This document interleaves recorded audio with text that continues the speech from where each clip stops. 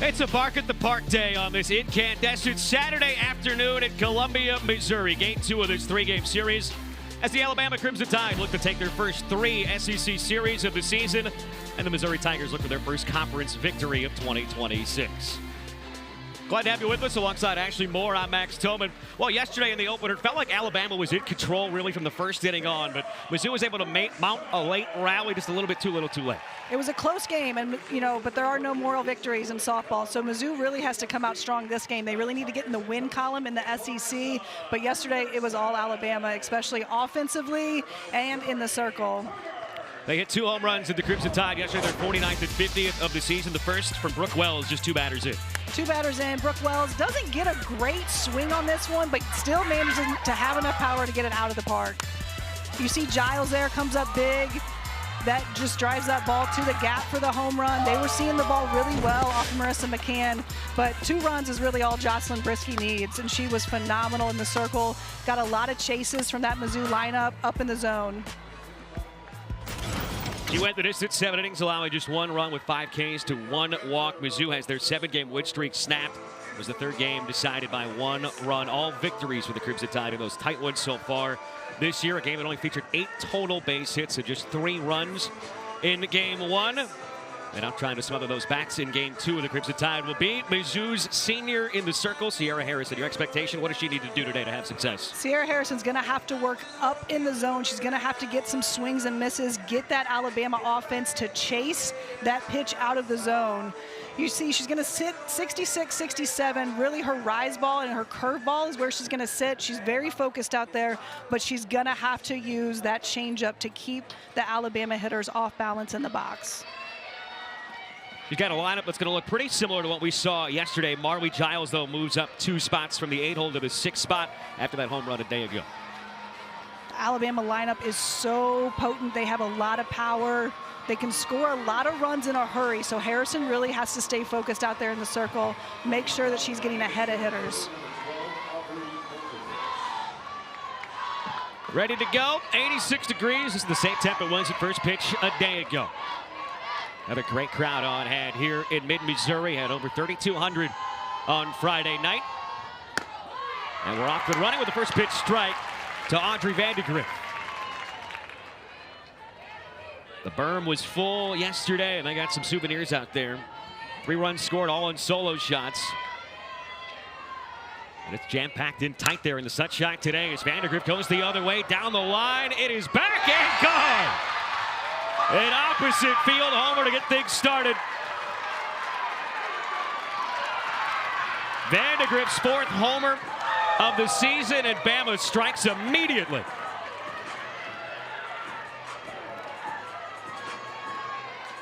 This Alabama offense is so deadly. Any single hitter has the ability to hit the ball out of the park. Leadoff hitter, Vandegrift comes up, takes this outside pitch, and goes the opposite direction.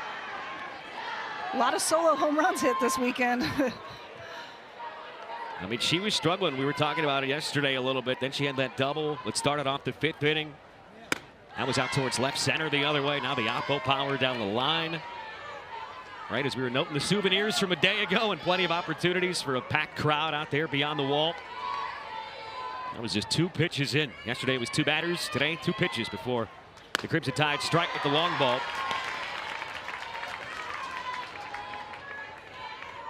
How does that affect the psyche when you're in the circle, trying to even up the series, looking for your first conference win, and that happens to you right from the jump? Well, and Harrison was ahead of Vandegrift too, right? She got that strike call on the first pitch, comes back, tries to throw another rise ball, just doesn't get it enough out of the zone, a little too much over the plate. Vandegrift able to barrel it up. And now you face Wells, who had her 11th home run of the season yesterday, leads the team. You said it, she mishit it, but she just muscled it out to right center. Here's another look at Vandegrift going the other way.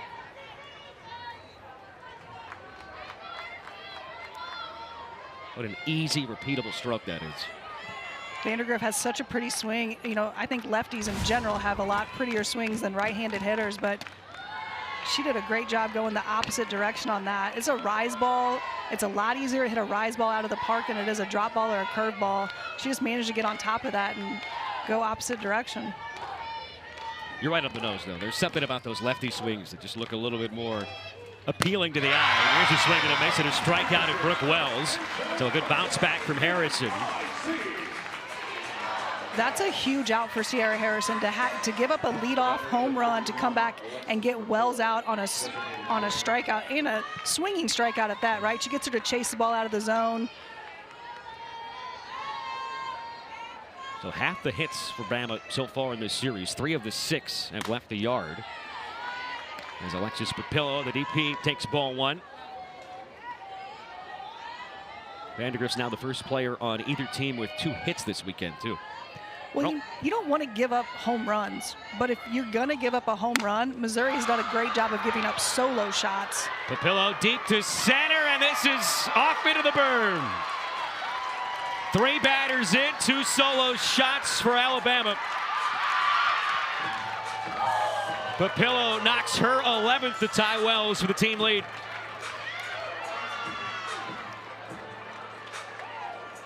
Papillo has this great swing. She hits in the 3 spot for Alabama. Again, every single hitter in this lineup is deadly and can hit the ball out of the park. Harrison's got to do a better job of keeping that ball lower in the zone. Even when you're throwing a rise ball, you can throw a low rise ball and keep it low in the zone, try and get some swings and misses, but she's missing too far over the middle of the plate.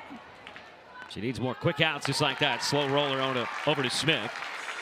You had just mentioned Mizzou at least giving up the home runs. They've come via solo shots. There's another one. It's a roller coaster of a first inning so far for Sierra Harrison. Home run, strikeout, home run, 1 pitch out. And now it's Saywin Hawkins.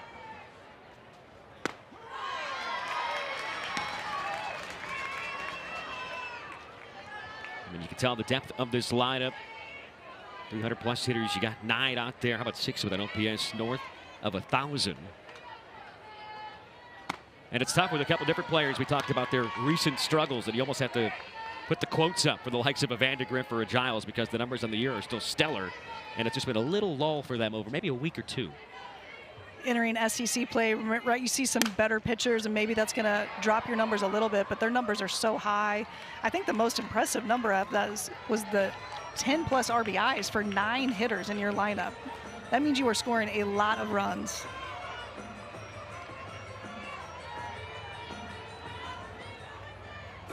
And it's not like there's a ton of pressure on the Bama offense these days because they've got one of the best pitching staffs in the country. ERA entered yesterday at 1.33, and then they gave up 1 run on the second to last batter of the game. Overpowering from Harrison here as she gets her 2nd strikeout. But she gives up 2 homers. Her 2nd pitch of the game, Vandegrift goes the opposite way, right down the left field line, tucks it inside the pole. And then Papillo straight away, dead center, 2-0 Bama.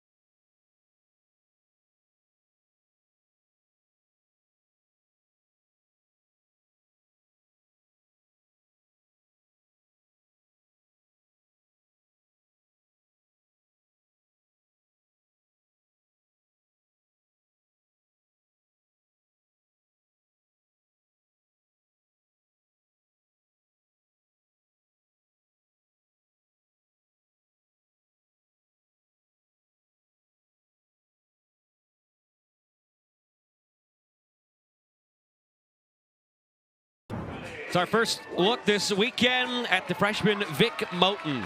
5'5" out of Daphne, Alabama. The reigning Alabama softball Gatorade Player of the Year. Her 11th start. Best ERA on the team at 1.16. She has been insanely good. 74 Ks to 20 walks. Moten's been so impressive as a freshman in the circle. She throws with a high velo. She has a rise and a drop, so she's going to work the ball up and down. But really, her off-speed pitch, when that's working, it's really, really effective for her. Batting average against her through 10 starts. 10 starts into her collegiate career is just 132. And Missouri only picked up 3 base hits yesterday. And remember, 2 of those came inside the first 3 batters against Jocelyn Brisky, who needed just 80 pitches to go the distance. Abby Carr, though, in that 5 spot. I mean, her talent's on full display in that 7th inning alone. A scoreless inning in the circle, and then a solo shot with 2 outs. Abby Carr has really been so impressive for this Missouri lineup. She's hitting the ball really well. She looks really good in the circle when she comes in relief. She's really been, she gives the lineup a lot of momentum when she comes in. She gives a little bit of a power boost. Feels like someone we're going to see more and more get the ball in her hands in the circle as we move further into SEC play for Missouri. Yeah, she really she comes in, right? She hasn't really started an SEC game. She's really a great reliever, though. She is a great balance to Harrison and to McCann. Comebacker to get things started. Moten retires Addie Waits. We'll have a lot of freshman on freshman matchups when it's Moten out there in the circle. That was the first.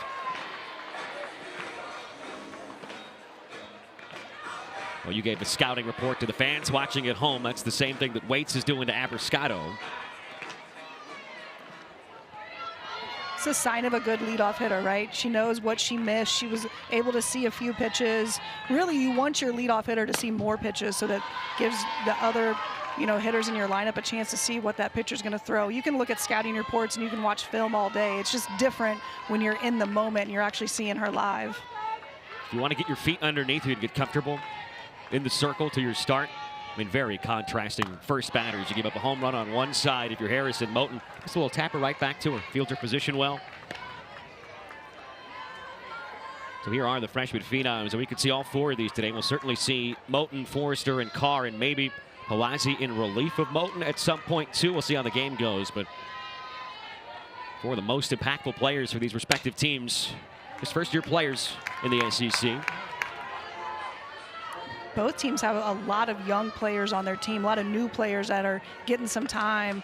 Alabama has these freshman phenoms that are coming in. Again, Vic Moten in the circle has been huge for Alabama.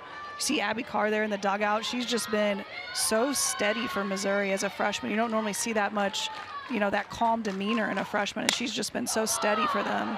Abrascato deep out towards right field, back and caught right at the top of the wall. Roman collects it in a sigh of relief for Vic Moten.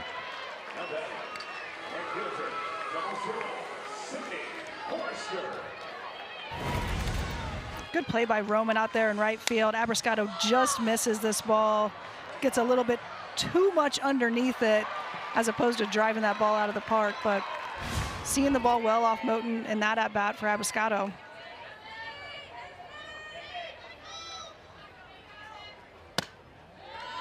Abrascato, who didn't homer until last week, and now he's a couple home runs in her last 5 games, almost had another. Power surge from her. And as we get to the most powerful bat in the lineup this year in Sydney Forrester, another freshman for the Tigers. Team leader at OPS, homers, and slugging. I mean, you could make the case he's kind of the heart and soul of this team. It's a first-year player in that 3 spot. Forrester has a lot of power at the plate. She's shown that she can hit the ball out of the park. She hits a lot of doubles. Coach Anderson even talked about her being a freshman. She's really kind of a vocal leader for her out there on the field, which is not something you normally see from a freshman, but Sid Forrester just has such a great attitude and great demeanor out there. And she talked about how she's really stepped in as that vocal leader. Something this team has needed. Check swing. It did go around. It's a 3-up, 3-down inning for Moten. Picks up a strikeout, and we're through 1 here on this Saturday.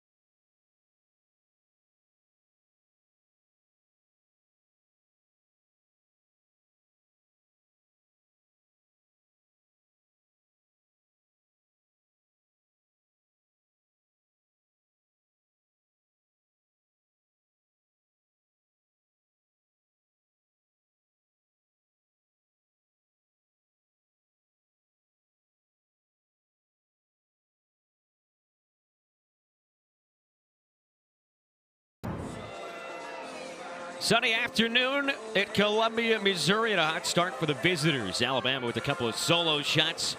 Missouri almost just inches away from answering back with a home run of their own, but it's 2-0 as we begin the second inning.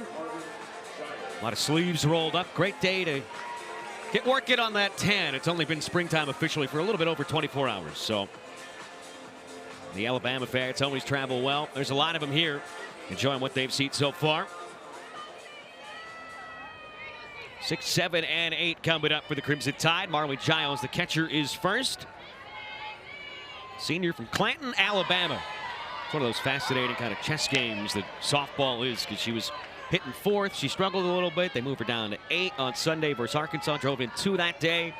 Didn't play her in the midweek. She's back in the 8 spot. Homered yesterday. And now she moves back up a couple spots to the 6 hole. Well, where you hit in the order, it does matter, right? Because your pitcher can kind of like let their defense down, right? They can just let their defense mechanism down, and they can not just mentally not be going as hard against that 7, 8, 9 hitters, thinking that they don't have to have their best stuff.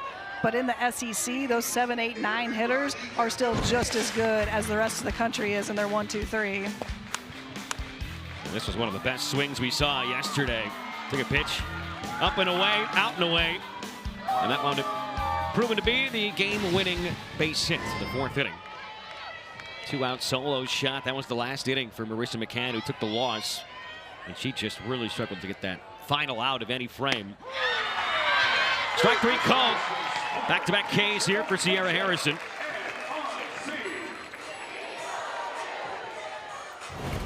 Sierra Harrison on this 1-2 count starts this screwball in the other batter's box and then is able to break that over the plate. That's a tough pitch for Giles to come out on. You got to be swinging when you have 2 strikes, but that is a really tough pitch. Yeah, especially first time through the order when you were batting in the 8 hole yesterday. It's probably all the more difficult. So we're seeing the flashes that you get with Sierra Harrison so far. She's faced 6 batters, 3 Ks, 2 home runs, and a weak ground ball out. And the last 3 times she's faced a ranked opponent. 16 innings, just 3 earned, 7 Ks, 5 walks. Piling up the Ks here so far. 3 of the first 4 outs via the strikeout. You mentioned it, but Harrison has these moments of brilliance, and you can see it. What Larissa Anderson really needs from her is consistency, and she's been looking for that from Harrison all year. Harrison shines brightest on the biggest stage. We saw her last year take down some #1 opponents in the circle, so she really just has to work on the consistency. No shot for up to Grove, and an infield single for the freshman Ambry Taylor. Her first base hit of the series. She's now 1 for 4 and back-to-back starts in the SEC for this Bama freshman. It's a kind of this gap shot in the 5-6 hole. Updegrove manages to keep it on the dirt. There's no play on Taylor there, so does a good job of just keeping it on the infield. Had a great play in the hole yesterday, and a ball hit a little closer to her. More of a slide than a dive, and did get up and make the throw in time to first, but no chance on this occasion. Maddie Hubbard in the 8th spot. She batted 9th yesterday, went over 2 with a strikeout, and then was pinch hit for in that final inning. Sophomore third baseman. If you tuned in yesterday and stayed with us after the final out, you got to hear Jocelyn Brisky lauding her third baseman, her young third baseman, for some nice, nifty defensive plays behind her. Brisky had 5 Ks, induced 10 ground ball outs. It's a good day for the infield. 1 ball and 2 strikes.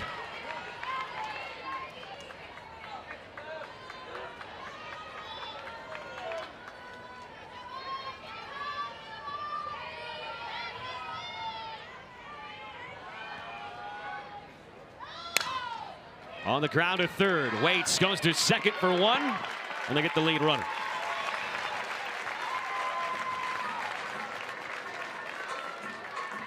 It's a heads-up play by Addie Waits to make sure you get the go-ahead runner, make sure you get that runner at second base, keeping them Alabama out of scoring position.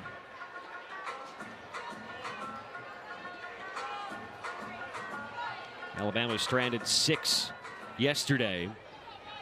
And so far to start this weekend set, they are 0 for 7 with runners on base.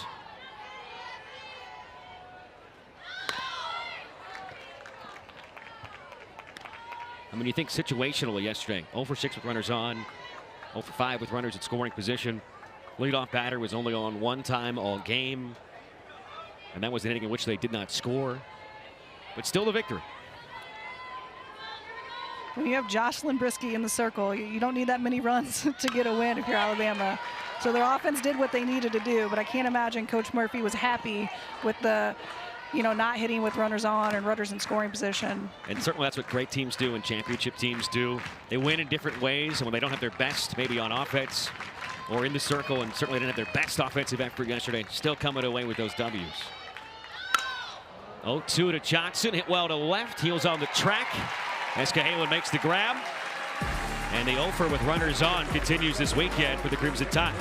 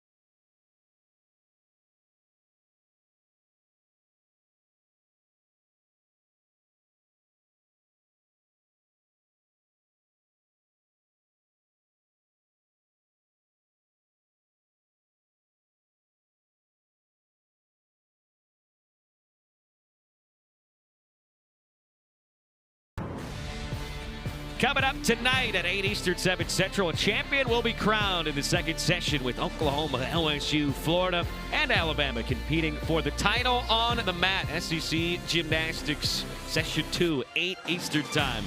Can anybody take down the Sooners? Many of those three teams have a shot. It could be Alabama. Be a fun night on the mat. Missouri half of the second, trailing by 2. That felt like a big 0 to put up for Sierra Harrison after giving up 2 home runs in the first inning. That was a big inning for Harrison to come back out after giving up 2, single home runs, comes back out and is able to shut down that Bama offense.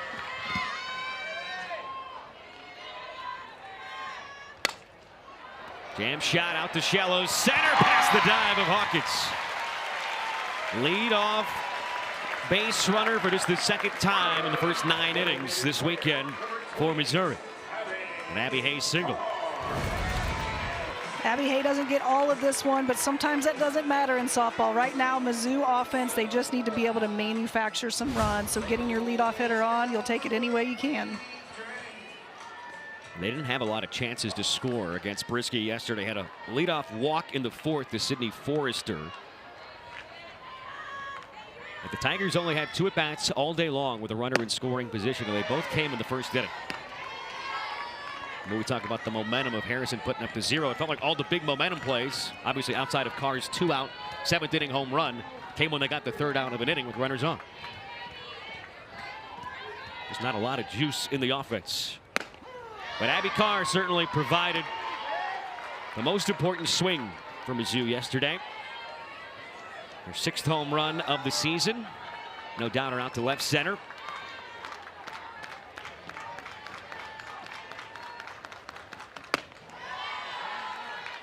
Team leader in runs batted in and earned run average.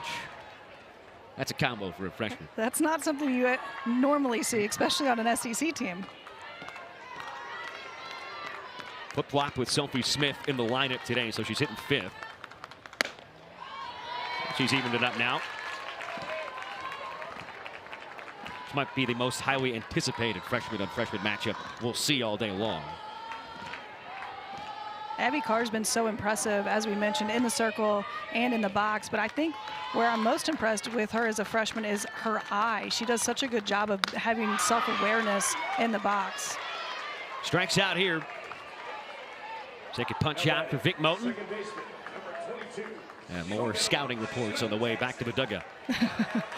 She's doing a good job. You know, she saw 5 pitches there, was able to talk to her hitters that are coming up. Talking about Moten is staying outside on these Missouri hitters. She's been living on the outside edge.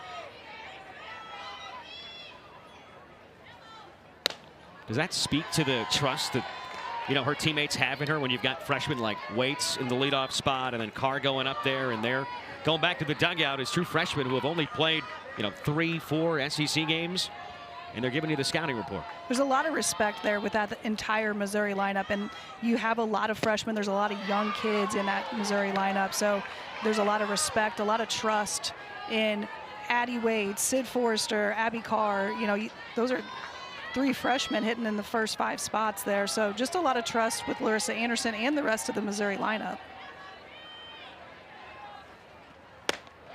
Smith comes up empty, a ball and 2 strikes. 0 for 3 day yesterday after she homered in back-to-back games in the midweek on Wednesday versus Illinois. 2 home runs in her last 8 at-bats after she had 3 home runs in the first 137 ABs of her career. I mean, would you have been confident in yourself as a freshman going back to the veterans in the dugout, letting them know what to anticipate? I would say no right now, but knowing myself as a freshman, I'm sure I had enough confidence to be able to go and do that. So I think that's a great thing about freshmen coming in, is sometimes they just don't know what they don't know. So they just have that blind confidence. Tough play on a slow roller. Hawkins juggles it, and there's 2 on.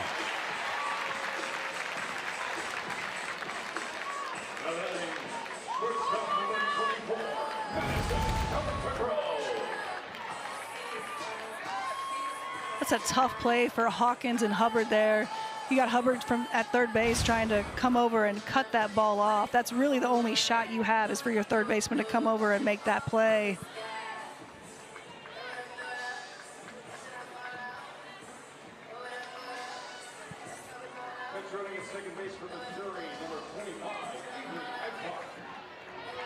So pitch runner coming in at second. Add a little speed with the runner in scoring position. This will be just the 3rd at bat. The runner in scoring position for Mizzou. Avery Adcock in there. And Madison up at the Grove comes up. That goes down as an infield single. So 2 very soft singles in this inning for the Tigers. A bloop job to center. And a ground ball towards short.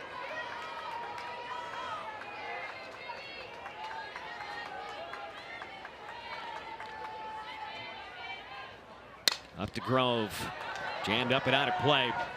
0-2. She had 2 ABs yesterday, struck out twice. Her spot in the lineup came up when Mizzou was down to their final out in the 7th. Down 2-1, they pinch hit for her. Zaniah Hill popped up to end the ball game, so this is a big opportunity for Up to Grove.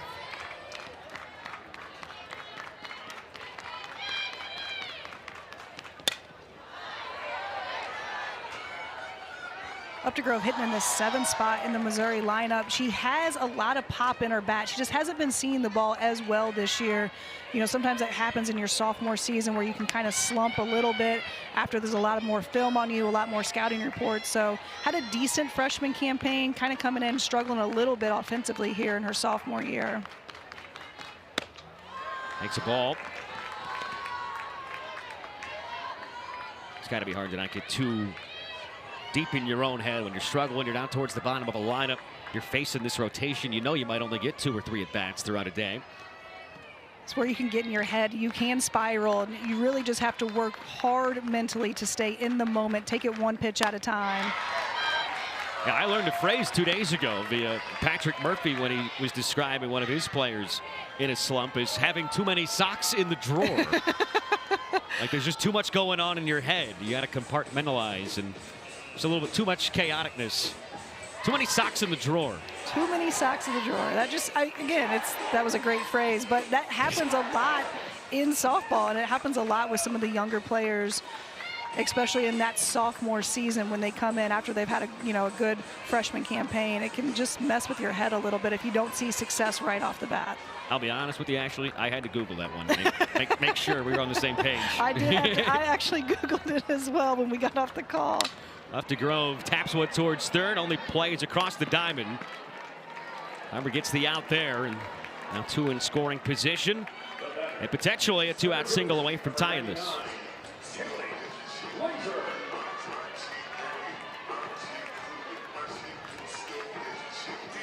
Up to Grove, not happy with that at bat, right? She doesn't get the hit that she wants. She does manage to move the runners over. So now instead of having 1 runner in scoring position, you have 2 runners in scoring position, and you give the opportunity to Kaylee Langer to come up big for the Tigers. Langer drives one in the air out towards right. Lazy fly ball will end the inning. Mizzou, it's a golden opportunity. They leave 2 in scoring position, though. And someone who has just the right amount of socks in her drawer, Audrey Vandegrift, the solo shot to start the game, just 2 pitches in. She's coming up to lead off the third.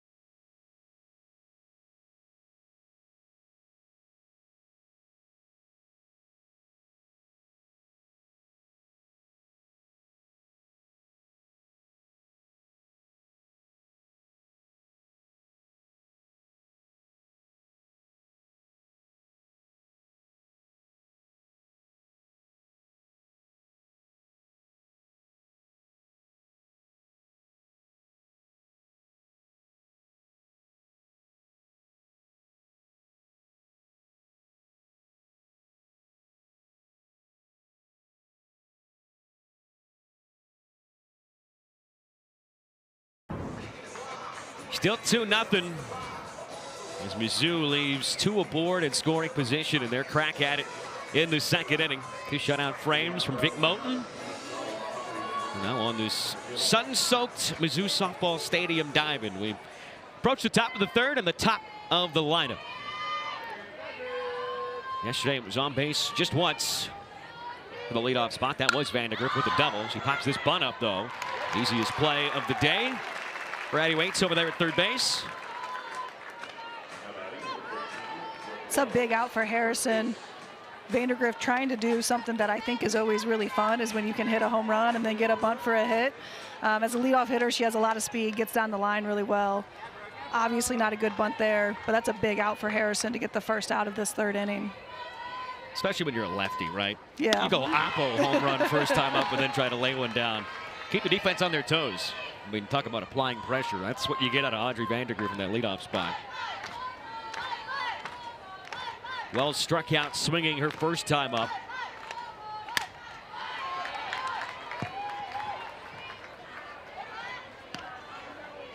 So 3 batters in for Sierra Harrison in this game. It was a couple of solo homers. Since then, she's punched out 3, allowed just 1 base hit. It was a ground ball that stayed on the infield. Crowd was begging for that one, and you could really hear the pop of Abriscato's mitt.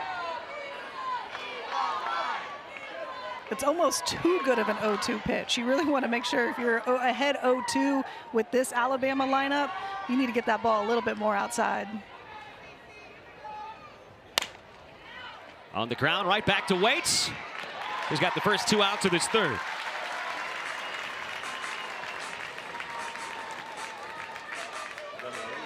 Harrison settling in there in the circle, getting the number 1 and number 2 hitters out in this Alabama lineup.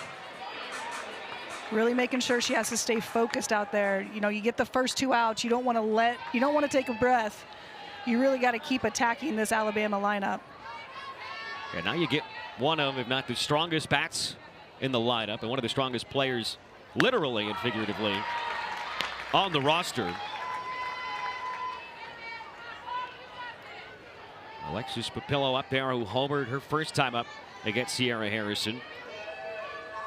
Coach Murphy told us in between her junior and senior year, when she went home over the summer, she went back, got in the best shape of her life. Squatted 405 in the fall. Bench 210, wants to be a strength coach. And naturally, as someone who wants to go into that line of work, her work ethic is second to none. So impressive. That's throwing some weight around if you're squatting that much, and that just shows how strong she is and how dedicated. A fly out here. And the first 3 up, 3 down inning for Harrison, who's starting to find her footing on this Saturday. We'll come back talking with Larissa Anderson as Mizzou tries to mount the comeback.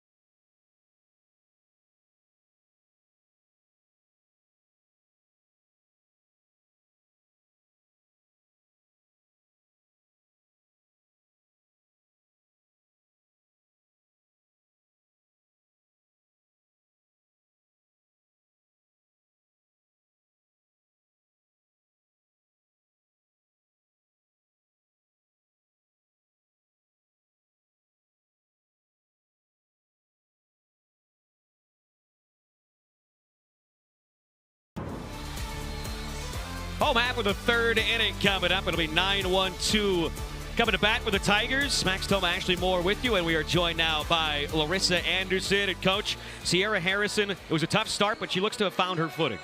She has. She's commanding both sides of the plate right now and keeping them off balance with a little off speed. Would like to get that first inning back for sure. Coach, let's talk about your hitters against Vic Moten out there. You had a little bit of a rally last inning. What do you want to see from them this next time through the lineup? Some more barrels and quality at bats. We're giving some easy outs, so I'd like to see us be on time for something. We're a little caught in between right now in different speeds and judging high and low. Coach, appreciate the time as always. Thanks for being here. MIZ. That was good work from you. You threw in the word rally on Bark at the Park Day, and Rally is the name of Coach Anderson's dog, so that's well done by you. Good scout. I definitely meant to do that.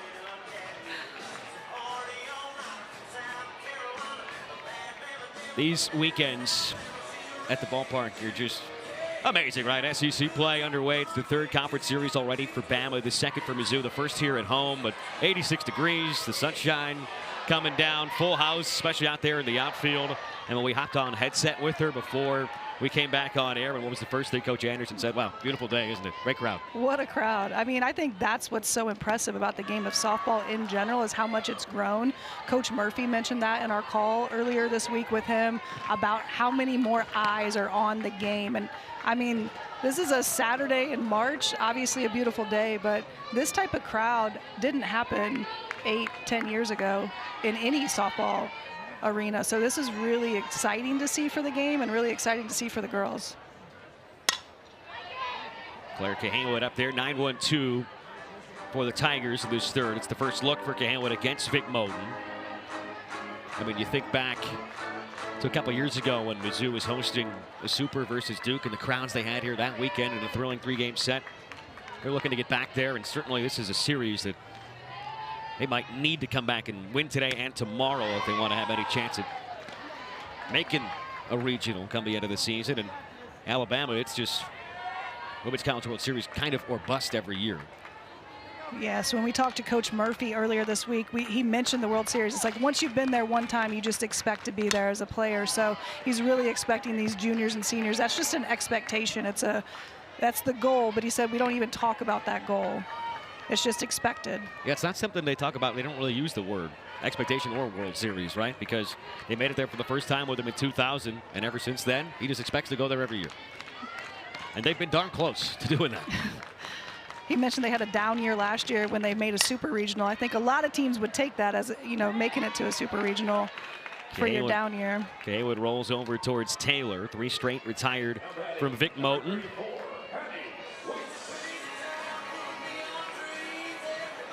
So it's a great start to this season. 28-1, game 30 of the year coming right now. Time for the 4th best start in program history. Obviously, they didn't lose a game until a week ago today in that 14-9 wild one at home versus Arkansas. They have not lost a true road game or a neutral game for that matter this season yet. 8-0 true road contest. Is that off the knob or the hand? It is off the hand and an HBP. That was loud for hitting the hand. It did sound like it hit the knob of the bat. Oh, it hit off her right at the elbow guard. Did you wear an elbow guard when you're playing days? No. A lot more of that going around now. A lot more of that going around. I think when I first started seeing them, I made some jokes that if you got hit on the elbow guard, you shouldn't be able to take first base. You just have to take the next pitch. On the ground, underneath the dive of Taylor. Waits flying around second and gets to third in time with the headlong dive. That'll get the crowd really stirred up for the first time. Abrascado's hitting it as well as anybody. Just missed a home run her first debut and now picks up the 1-out single. Makes a good adjustment at the plate, able to, instead of getting underneath it, kind of tops this ball, doesn't actually get that good of a swing on it, managed to hit it right in between Wells and Taylor there at first and second. Waits was moving, did a great job going first to third on that hit. And now a meeting in the circle, and this is the second inning in a row with some adversity for Vic Moten. And you think back to the outing she had versus Arkansas, which was far and away her worst of the season. That came a week ago in their lone loss when she went 5 2/3 innings, allowed 8 runs. 6 of those were earned. 6 of the 10 earned runs she's allowed all season long in well over 60 innings came on one afternoon. Well, Moten, again, has been so impressive as a freshman, and really to have that one bad game, she's still leading Alabama with the lowest ERA. So to give up that many earned runs in one game, to be able to come back and still know, hey, I have it. So she's really got to settle in out there in the circle. It's like what we were talking about with Vandegrift and Giles. Yeah, okay, maybe their last time out wasn't the best, but the numbers are unbelievable. Sydney Forrester now tying run aboard. And the bullpen is stirring for the Crimson Tide. Caitlin Palazzi. We said we might see both freshmen. She's the other one. They rarely ever bring in 2 freshman pitchers. Tapper, it's off the mid of Moten. Everybody's going to move up, and the Tigers are on the board.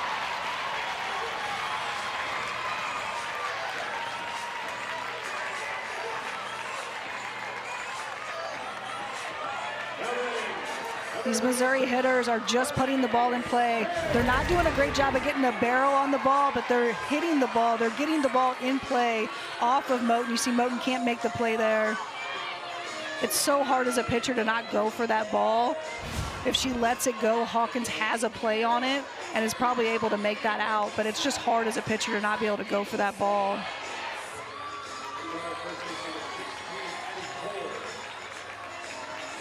Kohler pitch running for Forrester at first base. That's got to be so tough right after a visit, too. And, you know, in her last outing against Arkansas, it was kind of the defense that didn't have her back, and that's what snowballed into some big innings. This time it's a mishap of her own doing. But it's a hit batter, a ground ball that slips through the infield. And then that went down officially as a single back to the pitcher. Up into the back foul.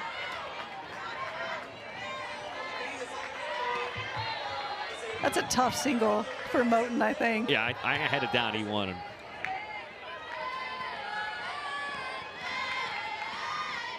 But we don't make those decisions. 2 on, 1 away. Just a 1-run game now. And Abby Hay up there. And taking a called strike.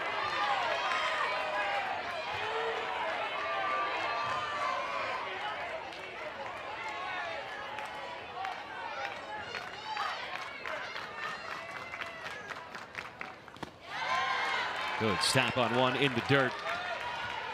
Giles is a wall back there. It was a great day for the battery of Brisky and Giles. And the game-winning home run and the complete game. Goodbye in between the two.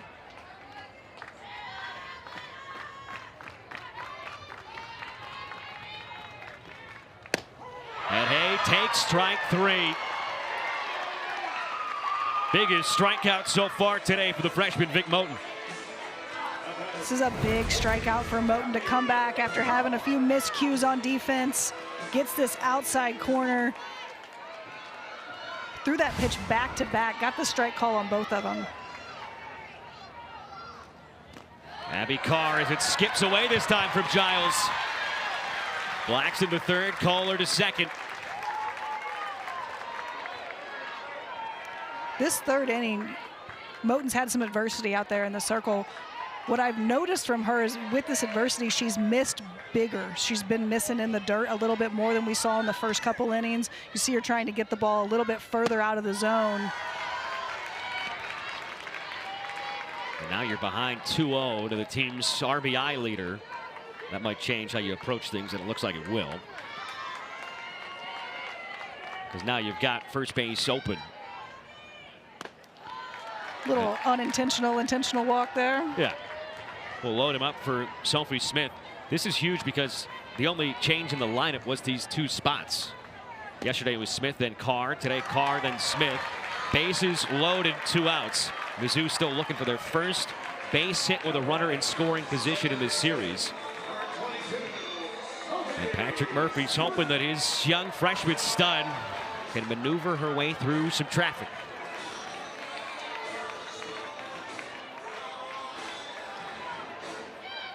First at bat with the bases loaded for either team in this series.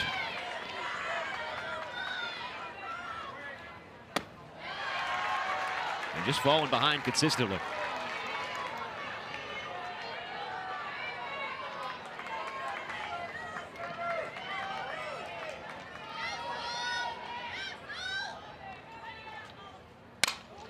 Smith lines one out towards the alley in right center. It's going to get down. It hops over the wall. A ground rule double will play to pair, and Missouri has the lead. We mentioned the switching of Carr and Smith in the lineup, and that was huge. You put Abby Carr on first base. Sophie Smith comes up big. She's seeing the ball really well right now. Had a great midweek series against Illinois and comes up big for Mizzou.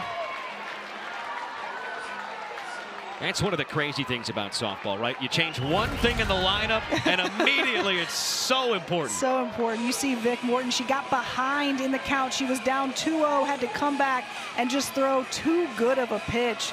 Missed right over the middle. Sophie Smith probably not happy, or maybe Larissa Anderson not happy that that ball jumps up. I think Carr scores on that ball if it's not a ground rule double. Yeah, off on contact. That would have kicked off the very top of the wall in the air. It certainly would have played in 3. Either way, Missouri has their first lead of the series. And Hayden Sokolowski is going to pinch hit here for Madison up to Grove with a chance to add on. This could be a massive AB. And you had said the misses are starting to come in droves in the dirt. She's really making sure Giles is earning her keep back there. Giles doing a good job of blocking the ball, but Moten just missing. She's hitting the dirt a lot. She's not getting that first pitch strike.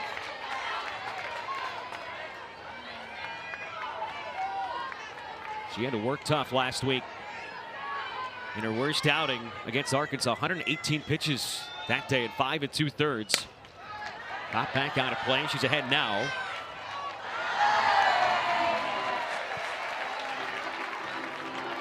Sokolowski to 130 average. She's 3 for 23.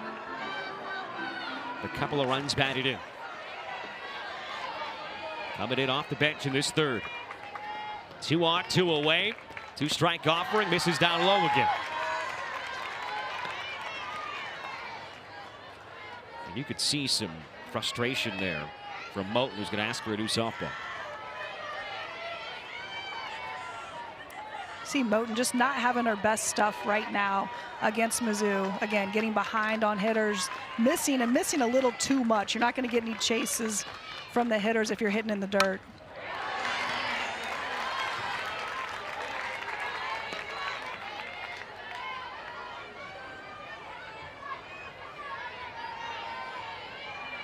Still 2-2. 3 runs already home in this Missouri third. Ground ball just wide of the bag.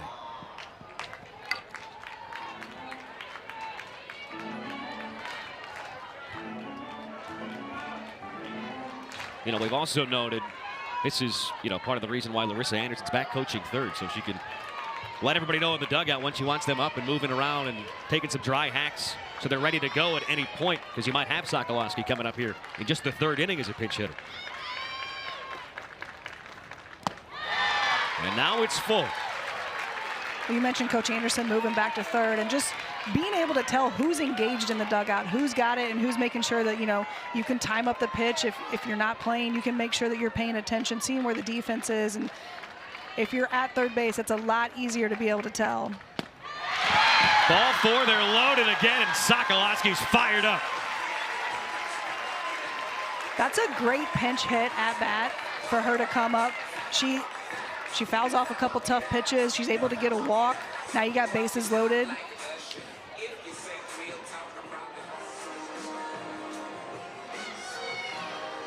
So impressive, too, to not be over-aggressive when you come in 2 on, 2 out, and you're just taking the lead. You don't get a ton of chances, and then you're that patient. You're that patient, and you know that Moten is struggling a little bit finding the zone. You know she's struggling with control a little bit. So to be able to be patient at the plate shows a lot of discipline. And it's the second time in this weekend set already. We'll see Sanaya Hill, another one of the freshmen, pinch hit. First pitch strike. She fell behind quickly with 2 outs. And the Tigers down to their final out in the 7th last night. Ultimately popped up to shallow right to end the game. And yesterday we talked about Brisky really did not throw many stressful pitches at all in any of the 7 innings. Far different story here through 60 pitches for Vic Moten. Not only stressful pitches, she didn't throw that many pitches in general for a 7-inning game. She was very efficient out there. Mizzou may be too aggressive at the plate, not seeing a lot of pitches. This lineup has come in the second time through and really has been more patient and more disciplined at the plate. Moten's thrown more pitches in this 3rd inning than Brisky threw 3 yesterday. She had the first 9 outs on 29 pitches. That's fouled back. And Mizzou is doing a good job of fouling away some good 2-strike offerings. Base hit here could send this place into a frenzy.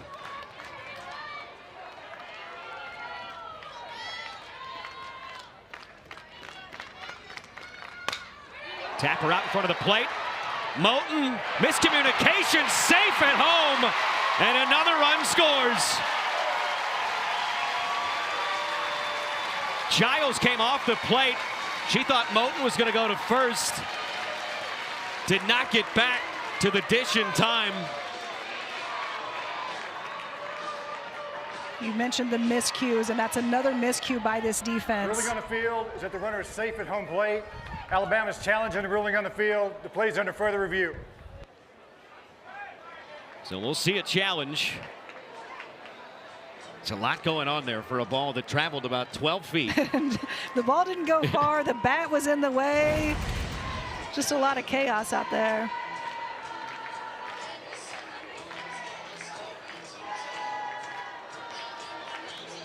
So the question will be, the foot's down in time, but is the foot on the plate initially? You can't tell from that angle. You might be able to tell from a different angle here.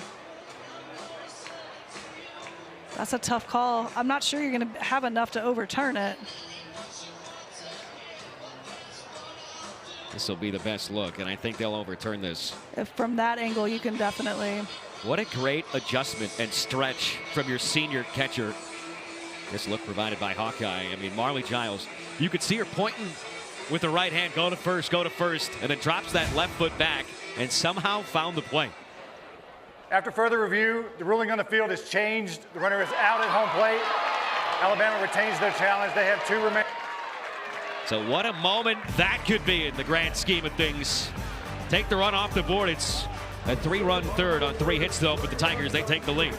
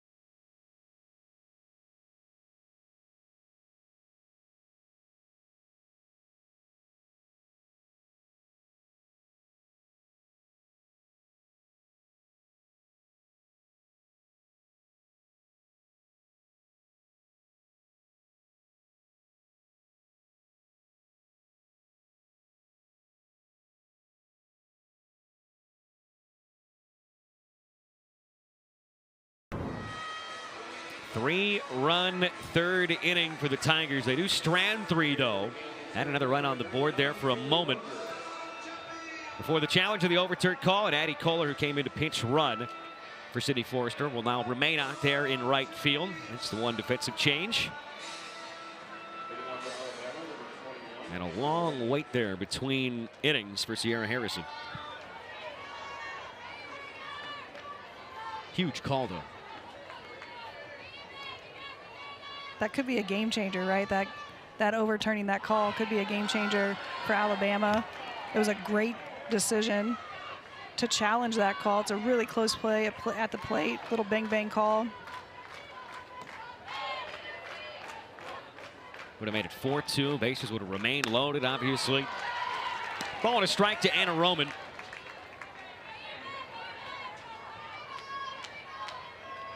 Freshman out of Haggerty Heights School at Oviedo, Florida.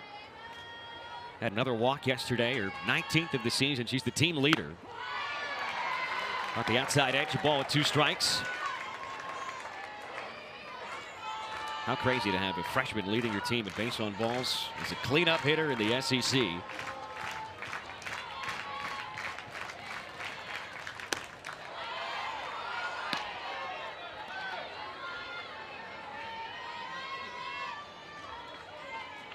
Just a great mindset to have success on the diamond. Doesn't let any of the negatives, remain in her mind. If she makes it out here. Strike 3 called. 4th K, second looking for the senior right-hander.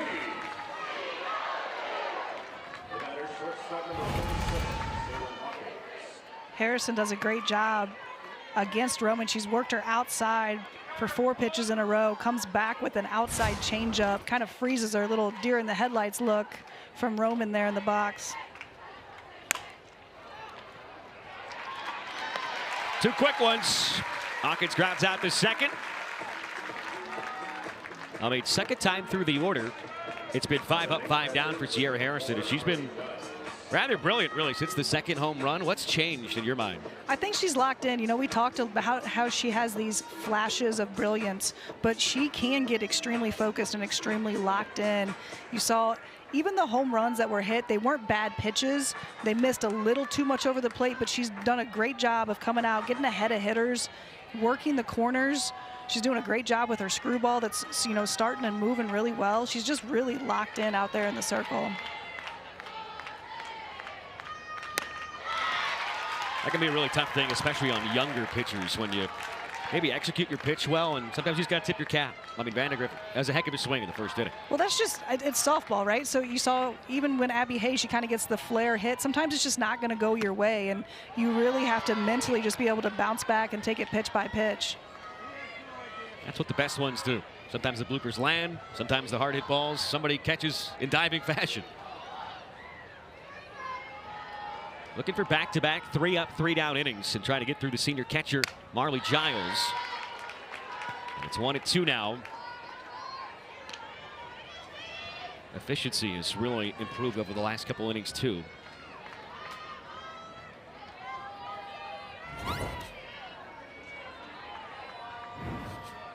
Always the biggest inning to hang is 0 right after your team puts up a crooked number. Gave up 2 in the first.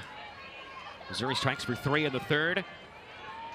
Now Sierra Harrison trying to make it 3 straight zeros.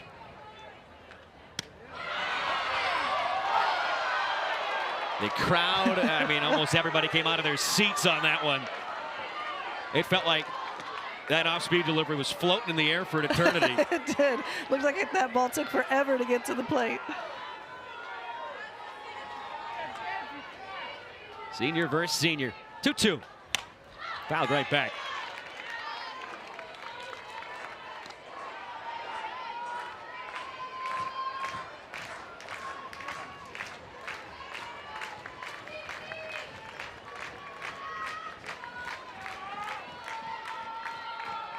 She's retired 7 in a row.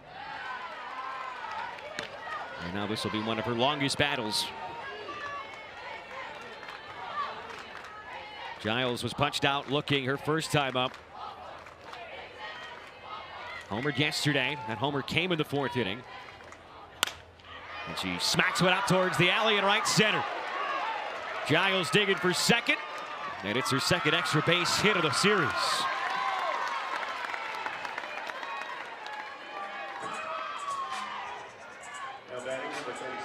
It's a great at-bat by Giles. She was fouled off a lot of tough pitches from Sierra Harrison. Does a great job here, taking that outside pitch, not trying to do too much with it, and hitting that gap in right center field with that outside pitch. She's come up 4 times with 2 outs in this series. Made 1 out, hit a homer, doubled, and walked. And Taylor skies one in the air down the left field line. A trio giving chase, and it falls just beyond the reach of Claire Cahalan. I mean, if you're Harrison, you got to feel like you were so close to getting out of this twice. The changeup, it was almost strike 3, and then that pop-up was in the air for an eternity. The changeup there, and then you're right, the changeup with Giles first, and then this pop-up that you were just hoping and praying that that left fielder Cahalan can get to and make that play. You get Taylor to pop up there. Now you really have to be focused in the circle and not let those 2 plays affect you. Aggressive pumping strikes to the freshman. So 0-2 to Taylor, who didn't pick up a hit yesterday, but had an infield single her first time up today. Had a great play at second. She had a great pick. A ground ball in the infield. Can play anywhere on the infield. Grew up just 45 minutes down the road from Patrick Murphy's home. Sometimes you get great recruiting stories where you got to travel all the way across the country. Sometimes you got someone who's almost in the backyard. Just in your backyard. And I think what Coach Murphy said is it's very important to get those girls. It's important to get the girls in your backyard. It's important to keep the best players in Alabama in Alabama. So that's a big time recruiting thing that you need to make sure. Out in front, pulled the string, strike 3. Harrison works around a 2-out double. She is feeling it second time through the order. And we are halfway home with the Tigers in front.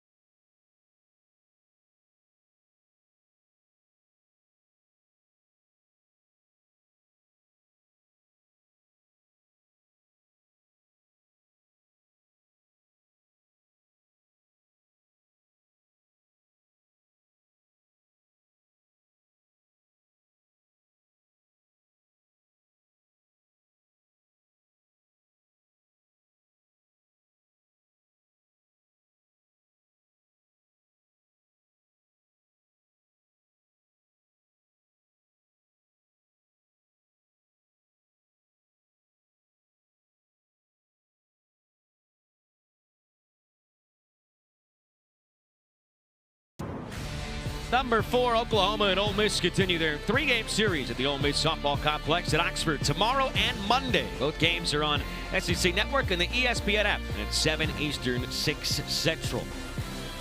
Great matchup there. Great matchup here at a sun-soaked Mizzou softball stadium. Home half of the 4th in a 1-run game. The Tigers in front, and they will send a pinch hitter up to begin this inning.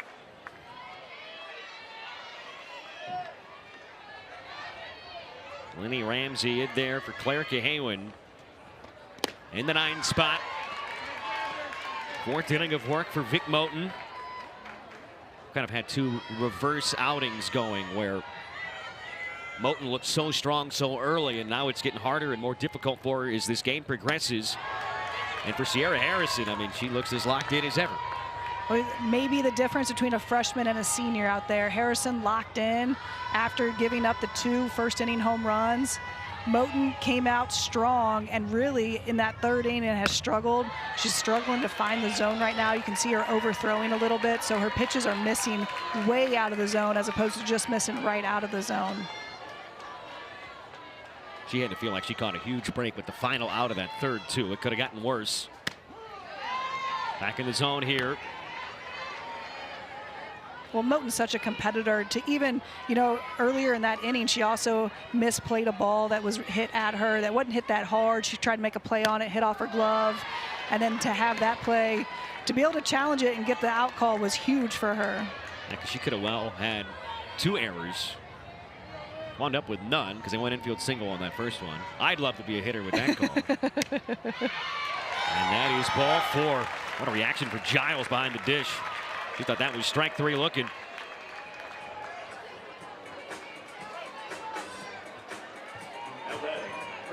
Go from 3-0 to 3-2. And now some questions about Carlos Guzman's strike zone.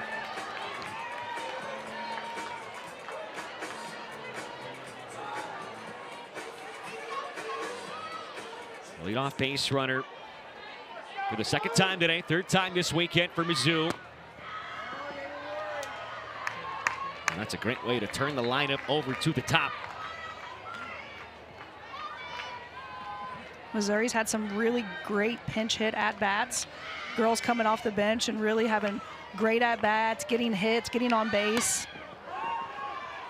Snap throw to first. Oh, what a dive that was. It's a great job by Taylor to keep that ball on the infield. Giles laughing behind the plate, knows that her second baseman definitely saved her with that one. And that's Jenna Young who's out there at second now. And what a stop. If that shoots up the right field line, you never know. Behind again, though. 2 balls and no strikes. Swinging away, bloop liner. This will be a double play. Swinging away to 2-0, and that's what we've seen a lot from Missouri the last few weeks. Just an atom ball that might run you out of the inning. It's a good at-bat by Waits. Just hits it right at Hubbard there at third base. Easy double play for her.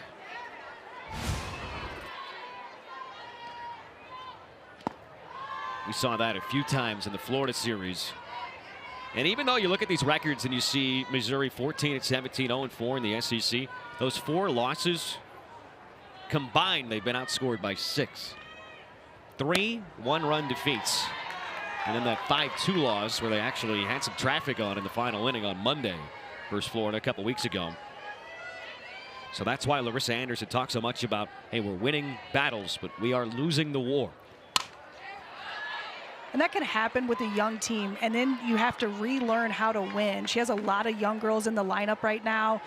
Coach Anderson talked to us last week, a couple weeks ago, and right now they just have to learn how to win again and win in those close games. 1-run, 2-run games, those are tough games to lose, but they really have to come up big.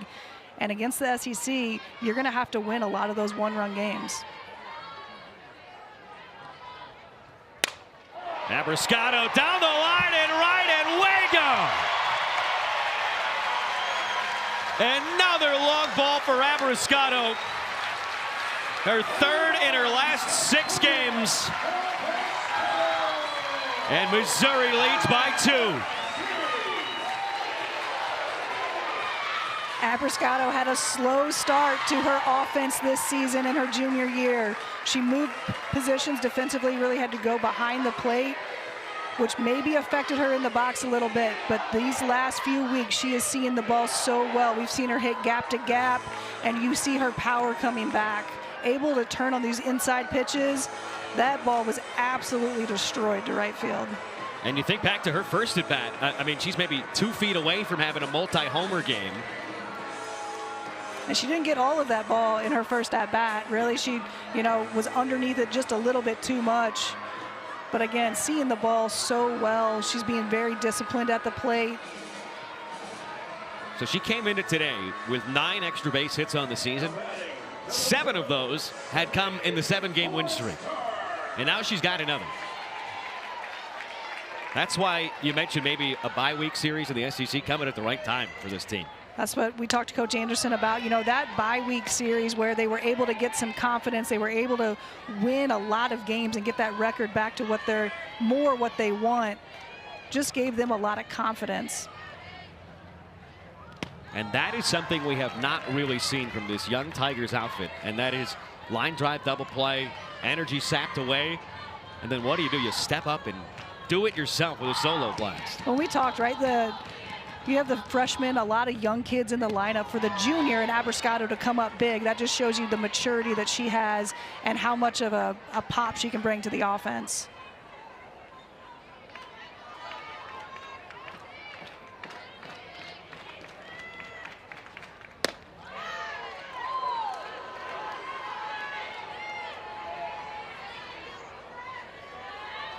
We have seen some close 2-strike pitches from Vic Moten, especially in this 4th inning. Pitch number 81 of the afternoon. Hit sharply on the ground, out to short. Smothered by Hawkins, and that will do it for the home 4th. Missouri strikes again, though. They double the lead. And the red-hot Stefania Abrascato going deep out to right field for another solo shot.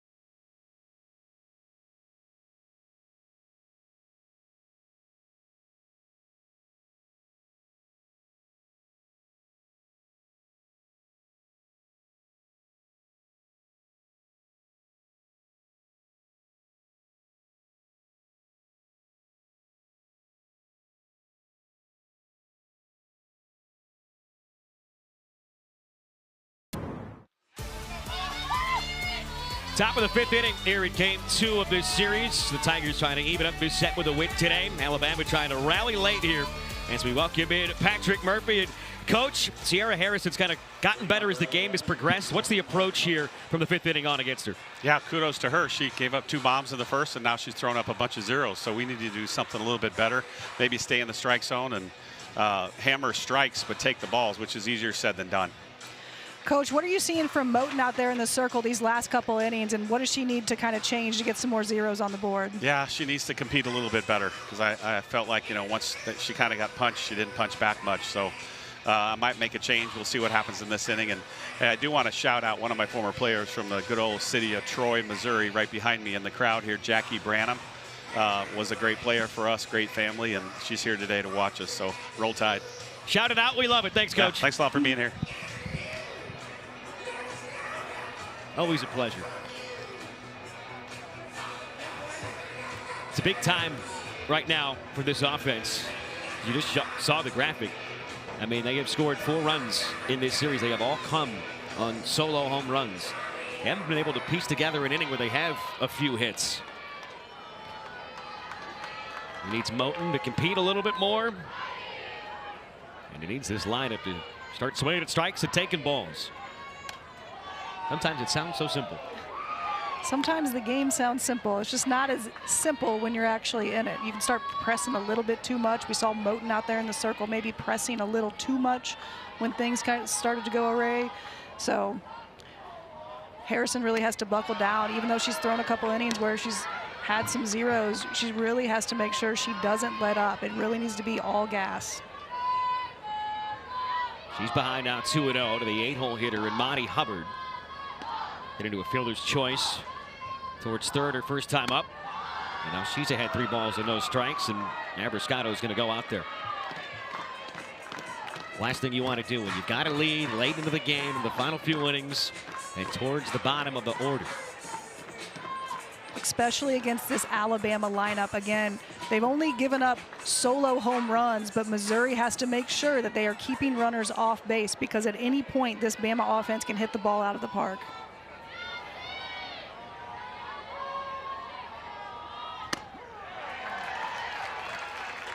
Hubbard has only walked twice all season. This is her 25th appearance, her 11th start. 0 for 2 yesterday. Didn't play in the midweek versus Louisiana Monroe. Comes out swinging. It's 3 balls and 2 strikes.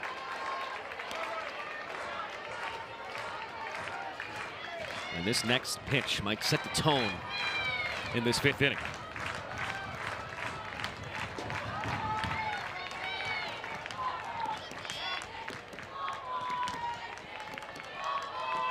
Three-2 to the sophomore. On a line, smothered on the dive from Smith, but it kicks away from her. And an infield single for Monty Hubbard. Really great at-bat by Hubbard. She's up in the count 3-0.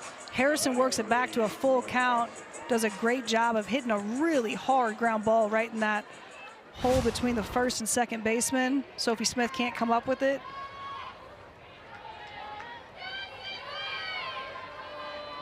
It's a great effort. Just popped out of the mitt. It would have been a phenomenal play if she would have made it. And it would have been a very difficult job to try to pop right back up. Yes.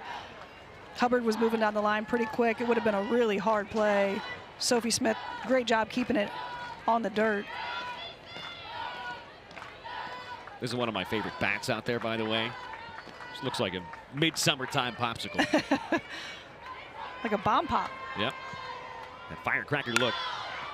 Solid bunt. Harrison goes to first.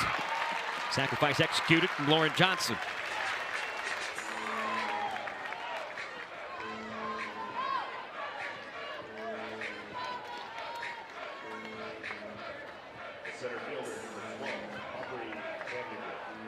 So that finishes up the second time through the lineup, and it's going to send Larissa Anderson out of the third base dugout.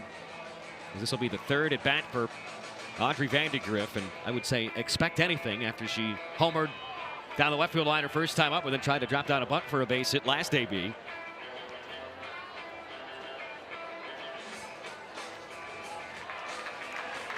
And we will have a change in the circle for this third time through the lineup. Sierra Harrison gave up 2 homers in the first, was brilliant after that. She'll depart with Missouri up by 2.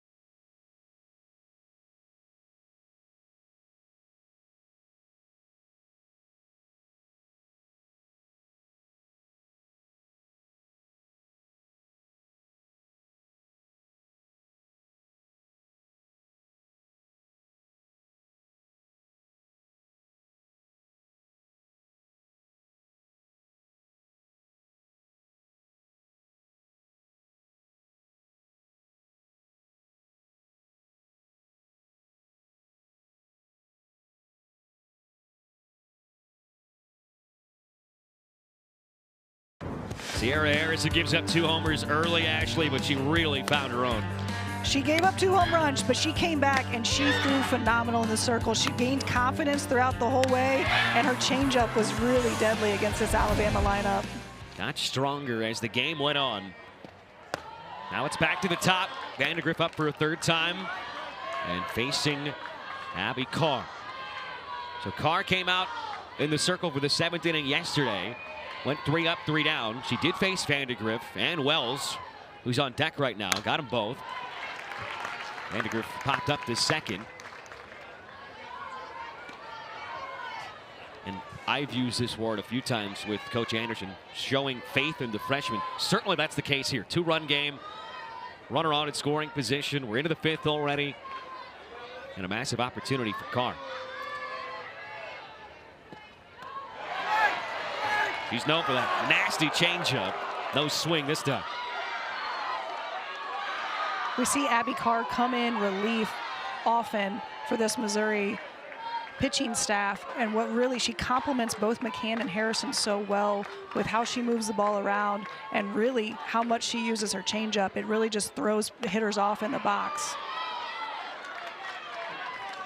She had that outing, went over 6 innings in relief against Florida, where she took a loss, and a very tough luck loss at that, in extras, where she was brilliant. So 3 balls and 1 strike. And there it is. 3-2 now. Changes her looks and speed so well. Vandegrift homered in the 1st. Trying to drop down a bunt, but popped out to Harris at her last time up. Base hit could make it a 1-run game. Goes down swinging though. Abby Carr comes in and K's a sensational softball. You mentioned faith in the freshman, and Abby Carr is so steady out there in the circle. She has such a great demeanor. You see this changeup.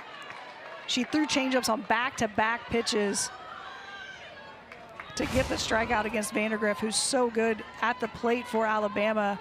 Abby Carr shows so much faith in that changeup, and she'll throw it on any count. That's gutsy. Sometimes it's almost like a freshman is maybe even just ignorant to the fact that it should be something dangerous, that they're playing with fire. But they don't know any better because it's always worked. They don't know any better. It's always worked for them. So, again, I say blind confidence a lot with some of these freshmen coming in. You wish you could bottle up that blind confidence for the freshmen and just kind of give it to them whenever you need it when they get older and they're struggling. Well, this is a top billing type of matchup here in a critical spot. Tying run at the plate in the form of Brooke Wells. She's got 11 home runs. That's tied for the team lead. Her 11th came just last night. A sophomore Houston transfer. And what's the approach here for these hitters I mean, Wells did get to see her yesterday, but you're seeing so many of these slowed down changeups. So if you're Alabama, these Alabama hitters now either need to be looking changeup and sit back and drive that pitch, or they're going to have to lay off of it completely.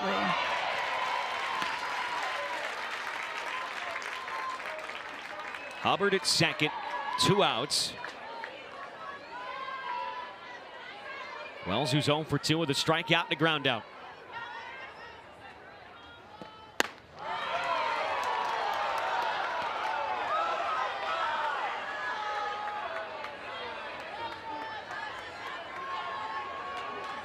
This is the toughest spot in the lineup. 2 and 3. Wells and Papillo combined for 22 dingers. 22 of the team's 52. That settles right back in there. Just no fear. 3-1 count, throws that changeup. You hate to be caught guessing. 3 balls and 2 strikes. Abby Carr trying to bear down and strand a runner in scoring position. Didn't get the swing though. And now there's 2 on. Tying run at first. Go ahead run coming up.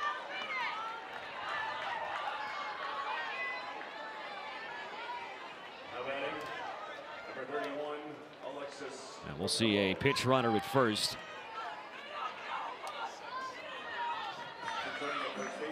So Alexis Papillo coming up there representing the go-ahead run. Here's what she did her very first time up.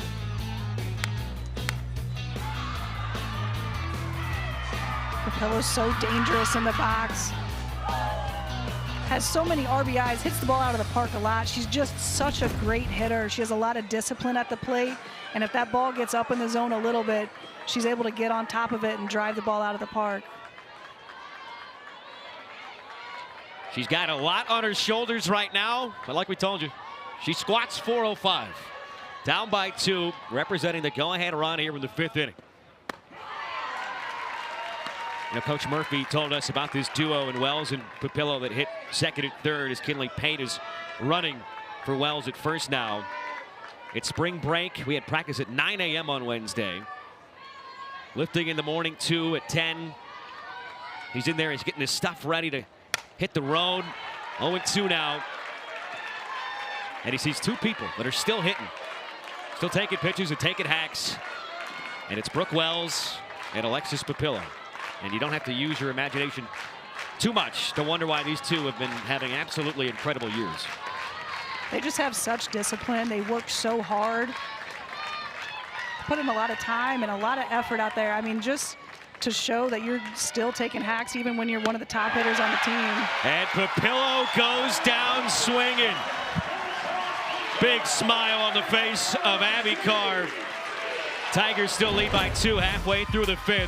How about the unflappable freshman getting it done? A huge punch out. Momentum stays in that third base dugout.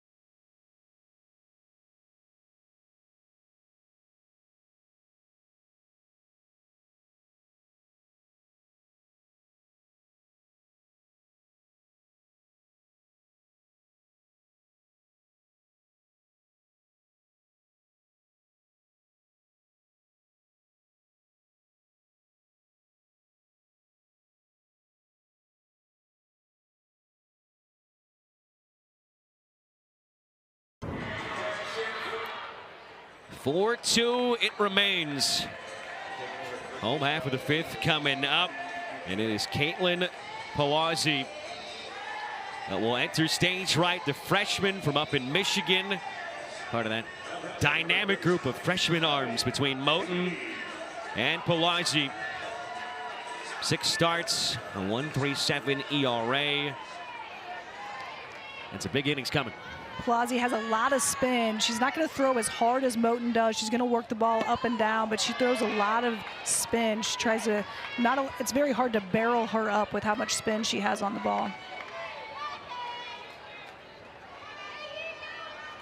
So both teams are now into the pens for these late innings. Abby Tuchscher also at first base for Wells defensively, as Alabama's trying to keep this at a 2-run deficit. With Abby Hay up there, 4-5-6 coming for the Tigers.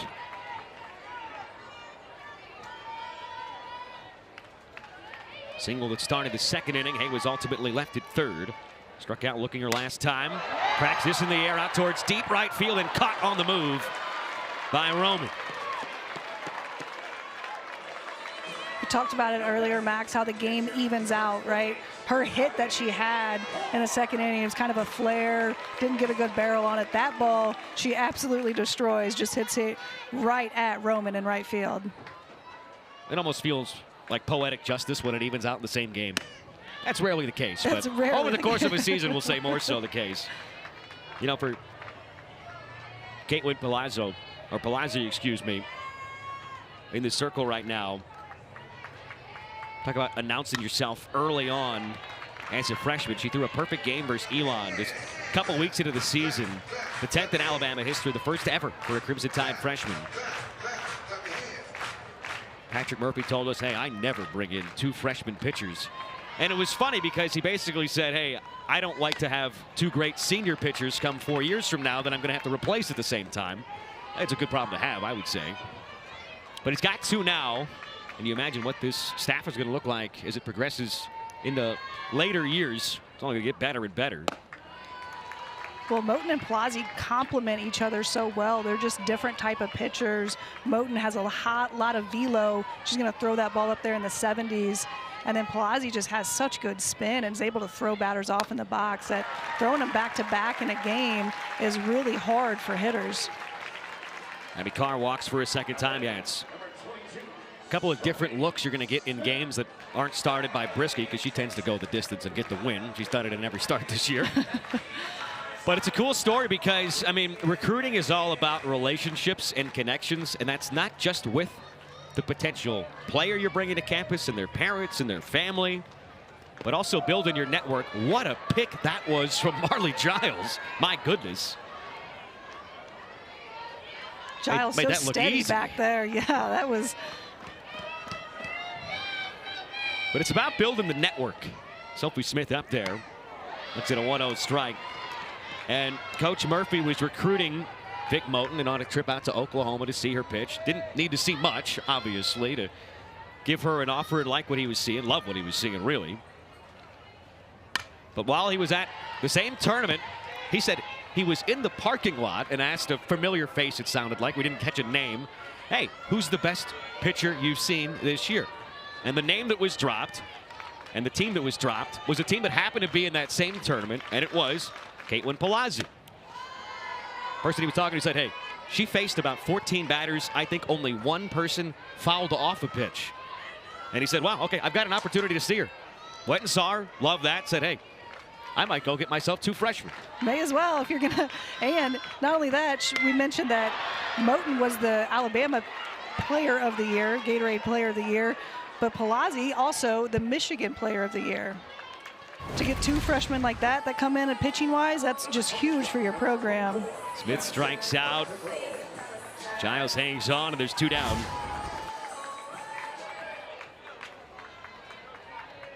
The first K for Palazzi. As that's served out towards right, battling the sunshine. Here's Roman. She makes a couple of catches. Quick scoreless inning for Caitlin Palazzi.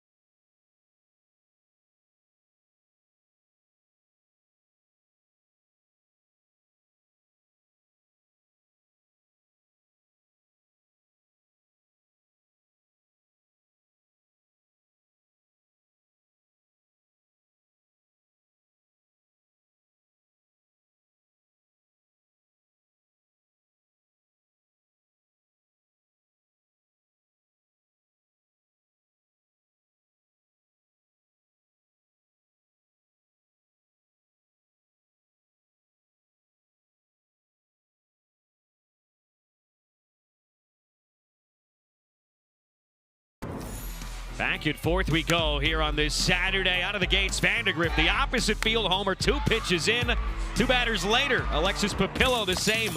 Another solo blast, 2-0 Alabama. And then the miscues. This was originally ruled an infield single. It was changed to an error. And then the big base hit. 2-run double from Sophie Smith and add on 1 more. The big blast from Stefania Abriscato right after a line drive double play. A 2-out homer. That's how we have gotten here to 4-2 as we start this 6th inning. How thrilling is this? Game 2. Alabama trying to come back. They've only lost 1 game all year. They're trying to win this series. We've got 2 freshmen going at it in the circle in the late innings. Abby Carr back out for his 2nd frame after his score was 2/3 of an inning. She came in with runner on and 1 out in the 5th. Bloop job on 1 hop out to Smith. 1 pitch went out here in the 6th.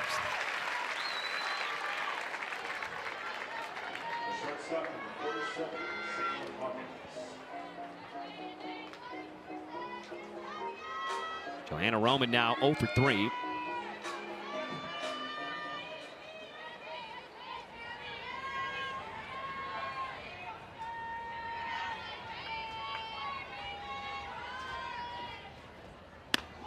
Zaylin Hawkins yesterday was one of just 3 players for both teams combined that was aboard twice. Strikeout and a ground out today. Yesterday she was hit by a pitch and singled.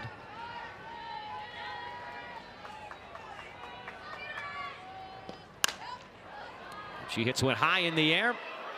Out towards right center. And taking charge is Watkins. There's Nevaeh Watkins with the hug after the grab. Rarely do you see the right fielder call off the center fielder. Might have been easier there for Langer, but doesn't matter. It's an out.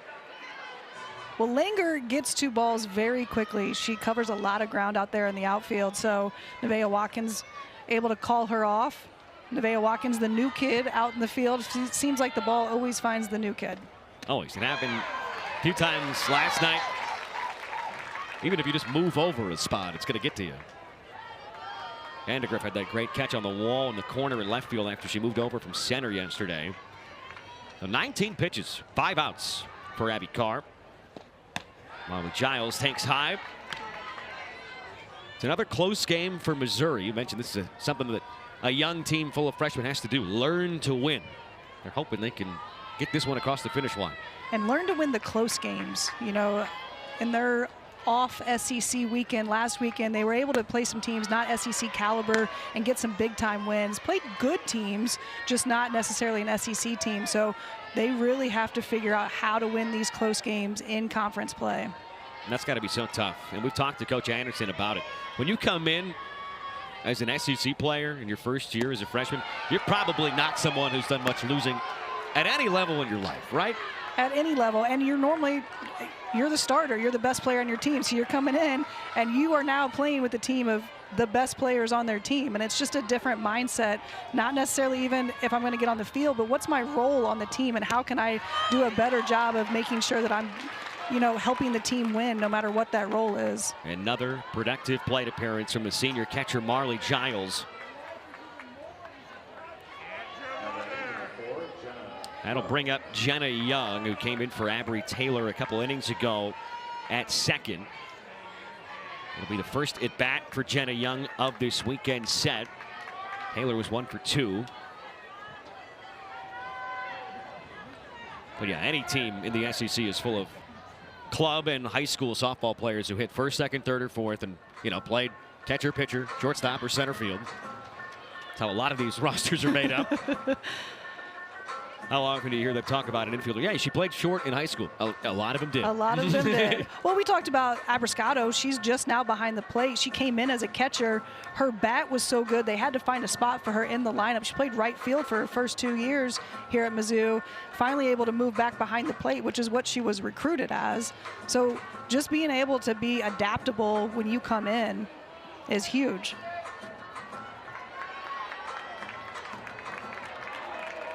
The makeup of this Alabama roster. We've got 7 seniors, 6 freshmen, 2 transfers. 2 transfers have played major parts. Brooke Wells, we see every day. Jenna Young is the other. Didn't go to school too far away. A former Iowa Hawkeye from Winterset, Iowa. First at bat of the weekend, didn't play on Tuesday. Was 1 for 6 with 2 RBIs in that series last weekend versus Arkansas. 1 ball and 1 strike. Those 2 RBIs came in the same game, and oddly it came in the loss a week ago today, last Saturday. Just 2 for 13 in SEC play.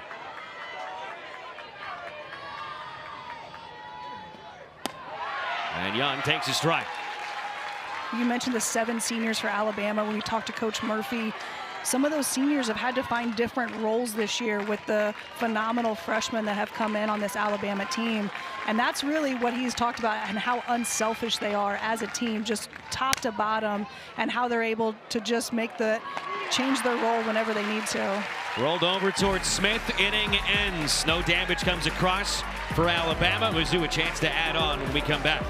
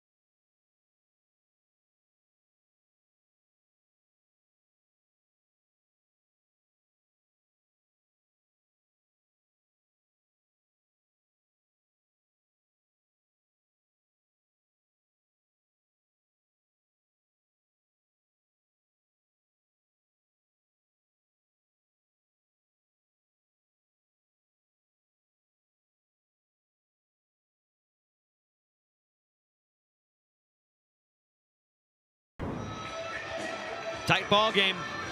It's been a tight series, really, through the first 12 and a half innings. Haven't had a lead for either team. It's been more than 2 yet. Yesterday, Alabama won the opener 2-1. Missouri up by 2 here, and a chance potentially to extend. Langer, Ramsey, and Waits. The scheduled trio coming up. Caitlin Palazzi back out there in front of a huge crowd here in Como. Tigers looking for their first SEC win. Trying to slowly and steadily work their way back towards that 500 mark. 7 straight wins before the loss yesterday. A win today and a win certainly in this series would go a long ways.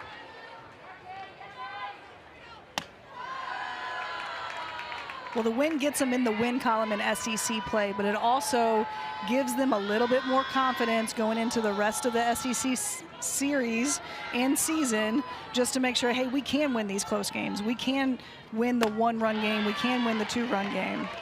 Well, let's face it, even if they get a win today, it's going to be quite the effort required to get a win, knowing they're probably facing Brisky tomorrow. And she's going to be as fresh as possible for someone coming off a 7-inning complete game. 80 pitches. 80 pitches. She was so efficient out there. Missouri chased a lot. They were really aggressive at the plate. It'll be interesting to see if they change that mindset in their at-bats.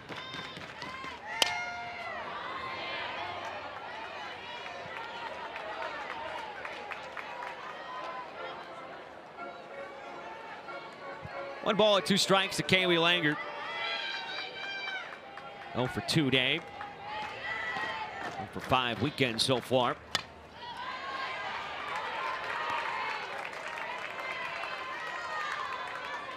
How do you attack here? You're up by 2, and you got to know that just 1 more run could be critical. You want to give Abby Carr a little bit more insurance when she goes back out there in the 7th. Kaylee Langer, not known for her bat. She's out there for how great of a defensive center fielder she is, but she has moments of brilliance, just like we talked about Sierra Harrison. Kaylee Langer has moments of brilliance at the plate where she has a lot of pop in her bat. She can cause chaos on the base paths because she's so fast, so getting her on right now would be huge. It's this one well out towards deep center field. Back to the wall. It's over the head of Vandegrift. Langer burning around second, headed for third. They're going to windmill her home. A late stop. The throw behind her, and safe the call. And she is jacked up right now. That was almost a calamity.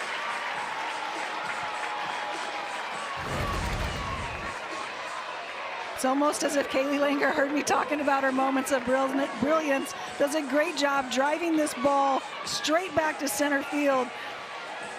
Almost makes a huge mistake. Coach Anderson was giving her the stop sign all the way around. Kaylee Langer was moving quick on the base paths, though. That look in the background from Coach Anderson was fierce. Infield comes in, nobody out. And Lenny Ramsey's up there.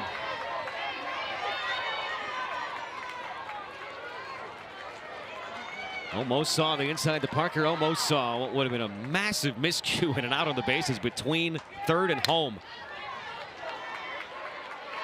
An inside the park home run in softball especially is very difficult. Fences aren't that deep.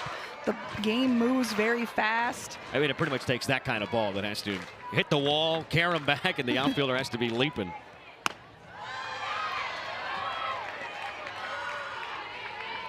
Ramsey's got 2 RBIs this year.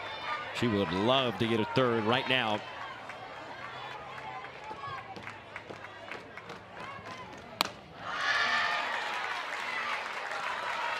Critical juncture, trying to make it a 3-run game.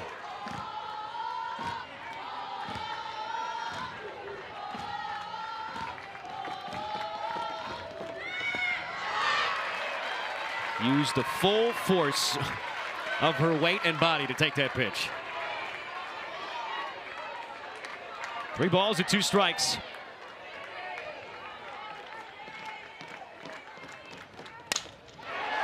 Into center field, diving play, popped out of the mitt. A run comes home. 5-2 Missouri as Lenny Ramsey picks up her 3rd RBI of the season. That is a huge insurance run for Missouri in this bottom half of the 6th inning. Great at bat by Ramsey, goes deep into the count, has a great line drive. That's a great pitch by Palazzi. Down in the zone. Vandegrift almost able to come up with that play. I mean, Vandegrift has been centimeters away from 2 incredible plays. But it'll go down as a triple and then a single. A run home, still nobody out. How about the bottom of the lineup coming up? Clutch here. As soon as you said Langer's not known for the bat, he almost hit one out of here. Sometimes they have to prove us wrong, especially right when we're in the middle of it. Crowd getting fired up. I mean, we said it last night. The biggest momentum Missouri had all night long until that car swing with 2 outs in the 7th. All came on the defensive side. On big outs that came with runners on base to end innings. Well, today the offense has provided a spark. 3 in the 3rd, 1 in the 4th, 1 here in the 6th. And they have turned around a 2-run deficit into a 3-run advantage. And we're back to the top 2, and Addie waits. Well, defense is fun, and it can get your pitcher hyped up. It can get your team hyped up. But to get the crowd into it, which is really what changes that momentum, that offense is a lot of fun. It's fun to watch. It's fun to be a part of when it's your team scoring the run. So that's really what's going to change that momentum. And we all love our defense. But who doesn't appreciate some good offense, too? 15 home runs for the Mizzou freshman. 9 for the rest of the squad. You got a freshman up there right now And Addie waits. The corner's still crashing in. She cuts right through the 2-1 offer.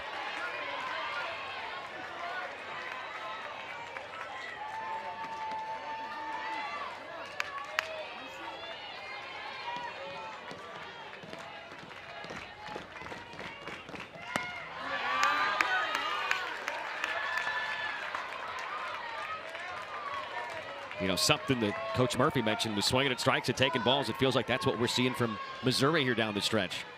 Missouri hitters have been a lot more disciplined at the plate. Yesterday, they chased a lot of balls. They were super aggressive. They weren't patient, weren't very disciplined. Blared out to left. Routine play there for Lauren Johnson. So that'll bring up maybe the hottest hitter for Missouri today, and that has been Stefania Abriscato. Abriscato is deadly at the plate. She has really come into her own, struggled a little bit earlier in the year, and now seeing the ball so well. Flew out all the way pretty much to the top of the wall in right field in the first inning. Since then, a single, a home run, and a couple of runs scored. And she is just looking confident right now. I mean, look at that OPS. It's up almost 200 points from a year ago, and she's already surpassed the runs batted in now.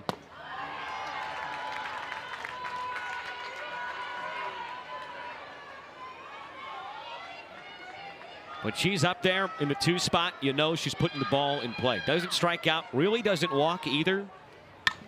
Here's a mighty hack. She's been punched out once since February 15th. She also has not drawn a walk now, if you include today, in 11 straight games. You know what you're getting here. She's swinging the bat. Someone who's aggressive and has worked it full. Her first couple of years she was in there, she also got hit by a lot of pitches. We haven't seen that much from her this year either. A lot of swings, a lot of balls in play. And that will be a walk. The first in a long time. She'd gone 10 games straight without one.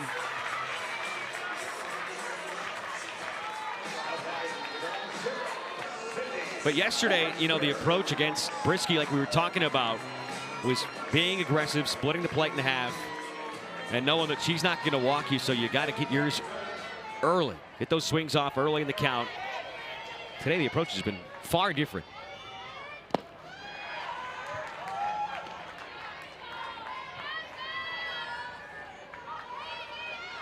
Sydney Forrester up there. I'm just showing you how many home runs the freshman have collectively. She's got 9 of those.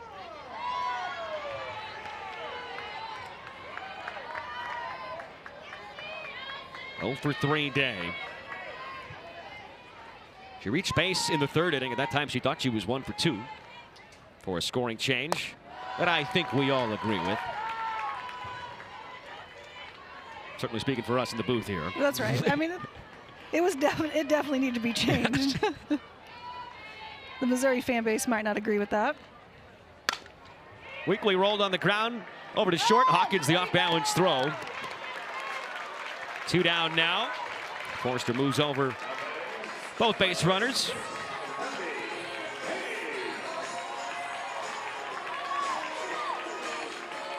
So 1 run is in after a leadoff triple. And now a chance maybe to bust this open. 2 in scoring position for Abby Hay. Best average on the team, 1 for 3 day. OPS over 1,000, slugging over 600.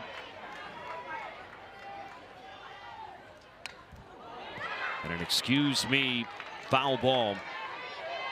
Did not mean to pull the trigger there, didn't want to.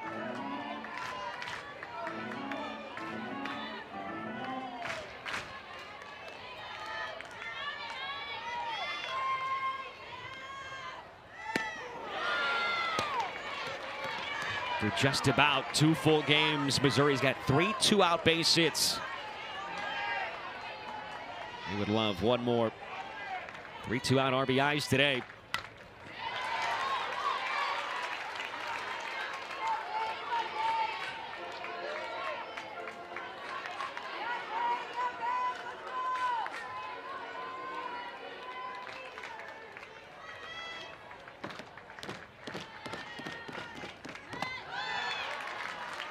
They are really making Caitlin Palazzi work. Missouri hitters are going deep into counts. They're taking a lot of pitches, fouling off pitches when they have 2 strikes. Palazzi already at 50 pitches. Hey, half swing ground ball out to short, and that will end the inning.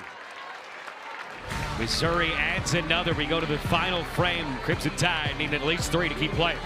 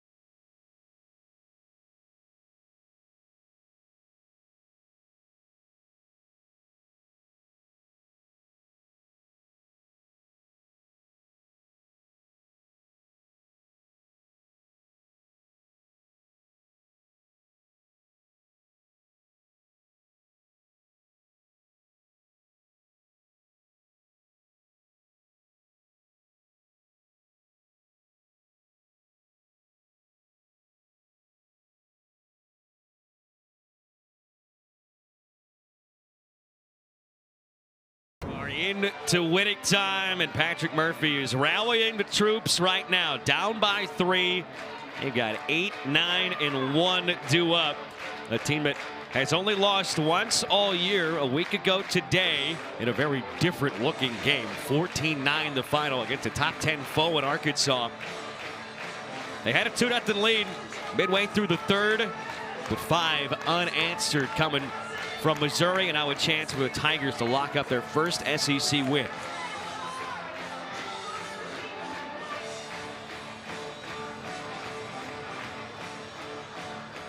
So it's Hubbard that'll be up first, and Lauren Johnson, Audrey Vandegrift, and you know the Tide would love to get Wells or Papillo a chance to maybe tie this game up. See how patient they are, in need of base runners. Abby Carr back up there, just spin it in strikes. Inning at 2/3, hasn't allowed a hit yet. Hubbard had an infield single her last time up. And takes 2 in a row.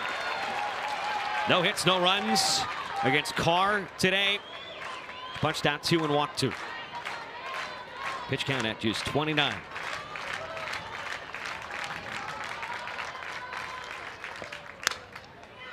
That's a fair ball down the line on an 0-2 pitch. Maddie Hubbard.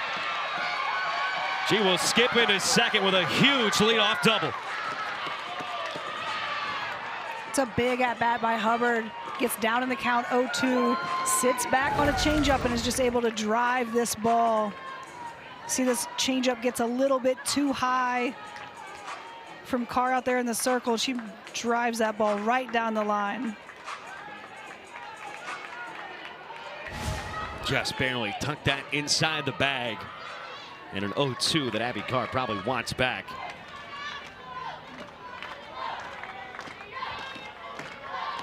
Brings up Lauren Johnson. Alabama is certainly never going to go down without a fight. 4 runs in this series. They have all come via solo homers. They do not have a single base hit yet with runners on. 0 for 6 today, 0 for 6 yesterday. It's only their 4th AB today with a runner in scoring position.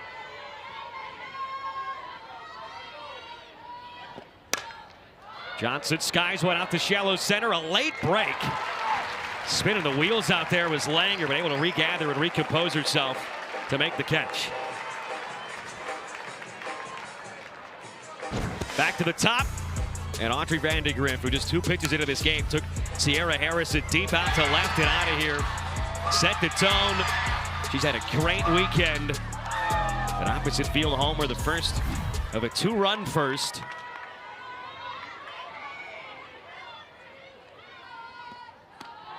And what a massive battle this is. Sophomore at the plate, freshman in the circle, with Wells and Papillo coming next. Each of them having 11 home runs on the season. Feels like an out you might need to get if you're Abby Carr. Well, if you're Abby Carr, you really have to forget about the runner at second base. That runner doesn't mean anything. You really have to focus on Vandegrift, knowing you have Wells and Papillo coming up. Just the heart of that Alabama lineup. You got to focus on this hitter right now and get an out for your team so that you don't have to worry about getting base runners on and turning a 1 run into a 3 or 4 runs. And now it is 3-0.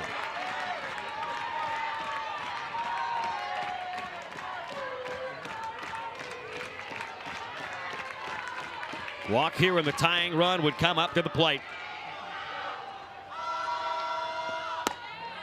And that is exactly what we will get.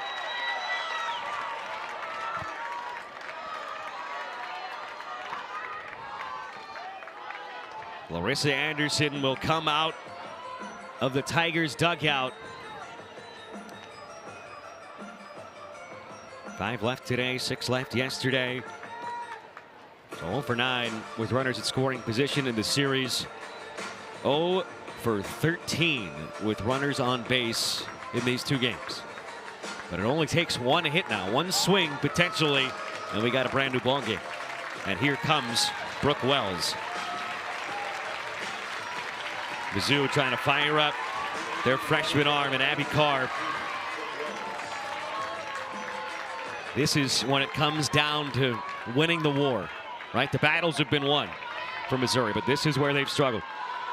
Carr was out there when they had a 1-run lead at Florida in game 2. She gave up a solo shot, took the loss in extras.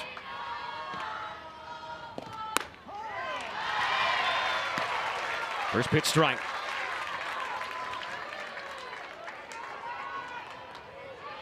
Brooke Wells, who walked her last time up.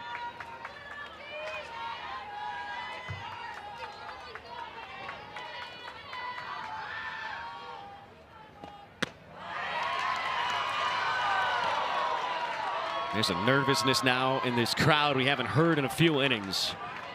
And there's a palpable energy because the complexion of this game has changed again.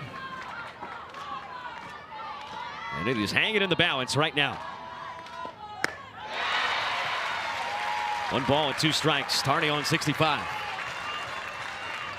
Well, she's throwing that many changeups. 65 can feel probably more like 70. I was going to say, just Abby Carr's changeup is so good and she uses it so much that it makes her ball when she throws a rise ball, when she throws anything else, it makes it look so much harder. Slows it down there. Strike 3 called. Abrascato couldn't hold on to it, and you thought maybe they'd call that a ball because of it. Patrick Murphy is irate with Carlos Guzman, the home plate umpire. That is a critical strike call and a second out of this 7th inning.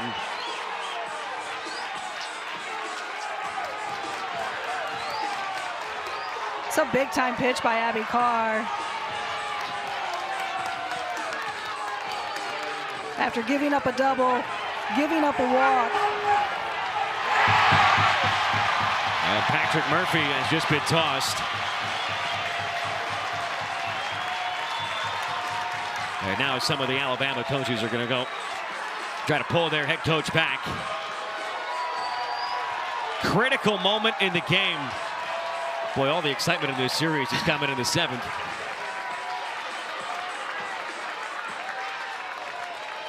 Sped it up to 65 and slowed it way down. Wells went down looking.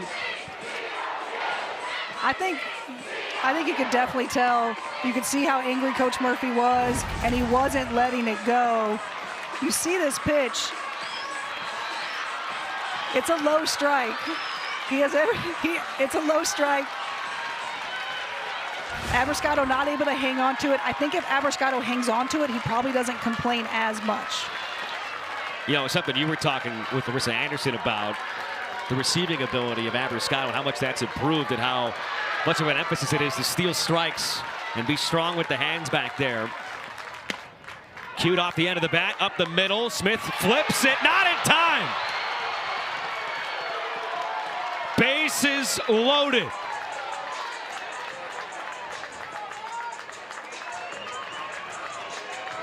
It's another bang-bang play there. These umpires are earning their keep.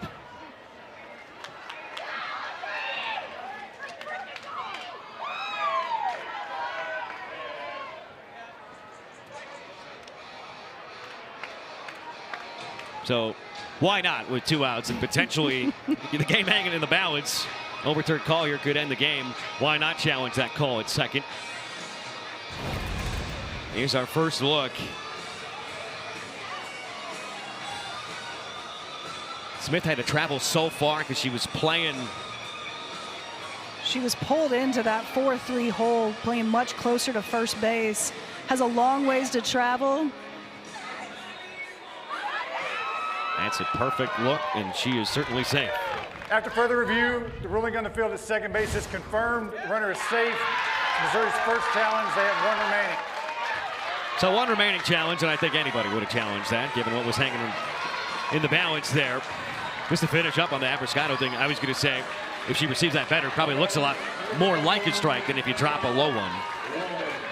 But something else Coach Anderson mentioned about Abbraccato was how low she can get, and you can see how low she is to the ground. Umpires really like that. They can see the ball a lot better, so she manages to steal a lot more strikes. It's Anna Roman up there. And wouldn't you know it, in a 3-run game in the 7th inning with the bases loaded and 2 outs, you've got a freshman in the circle, you've got a freshman at the plate. Wouldn't have it any other way. The 0-1 from Carr.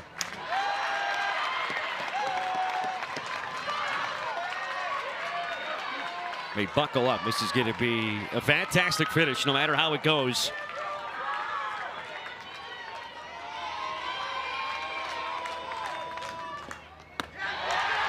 Roman takes a ball. It's 2-1, tilting in the favor of the cleanup hitter from Alabama, the right fielder, who's 0 for 3 with a couple ground outs to second and a punch out. Her second time facing Abby Carr.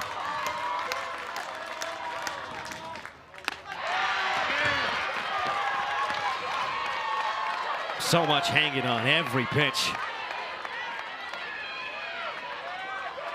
Tying run at first, go ahead run at the plate. Anna Roman has got 8 homers this year.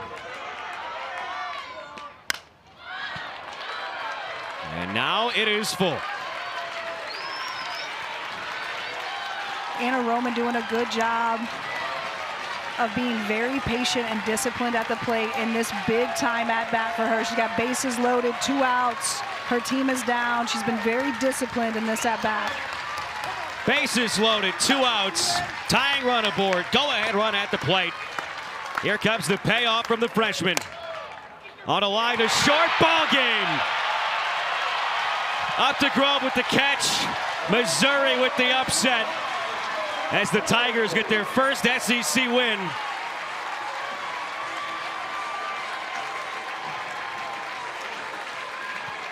What a big time spot for Abby Carr. Coach Anderson talks about how good of a demeanor she has, how calm she is in the circle, and that was such a big time inning for her.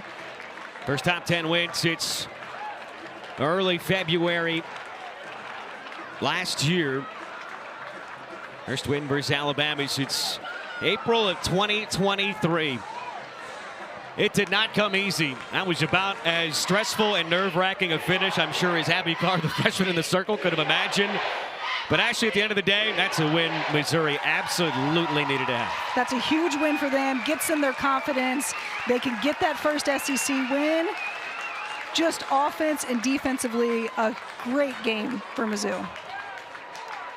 This is setting up for quite the rubber game tomorrow, too. 5-2 today. Bases loaded for Alabama to finish it. Yesterday, it was 2-1. And a rubber game coming your way Sunday afternoon from Como. What an effort from the young Tigers here today. Down 2, they strike for 5 in a row. And on Bark at the Park Day, it's the underdog coming away victorious over number 6 Alabama. We appreciate you spending your Saturday afternoon with us. So for Ashley Moore and our entire crew, I'm Max Stone saying so long from mid-Missouri as the Tigers take down the Crimson Tide.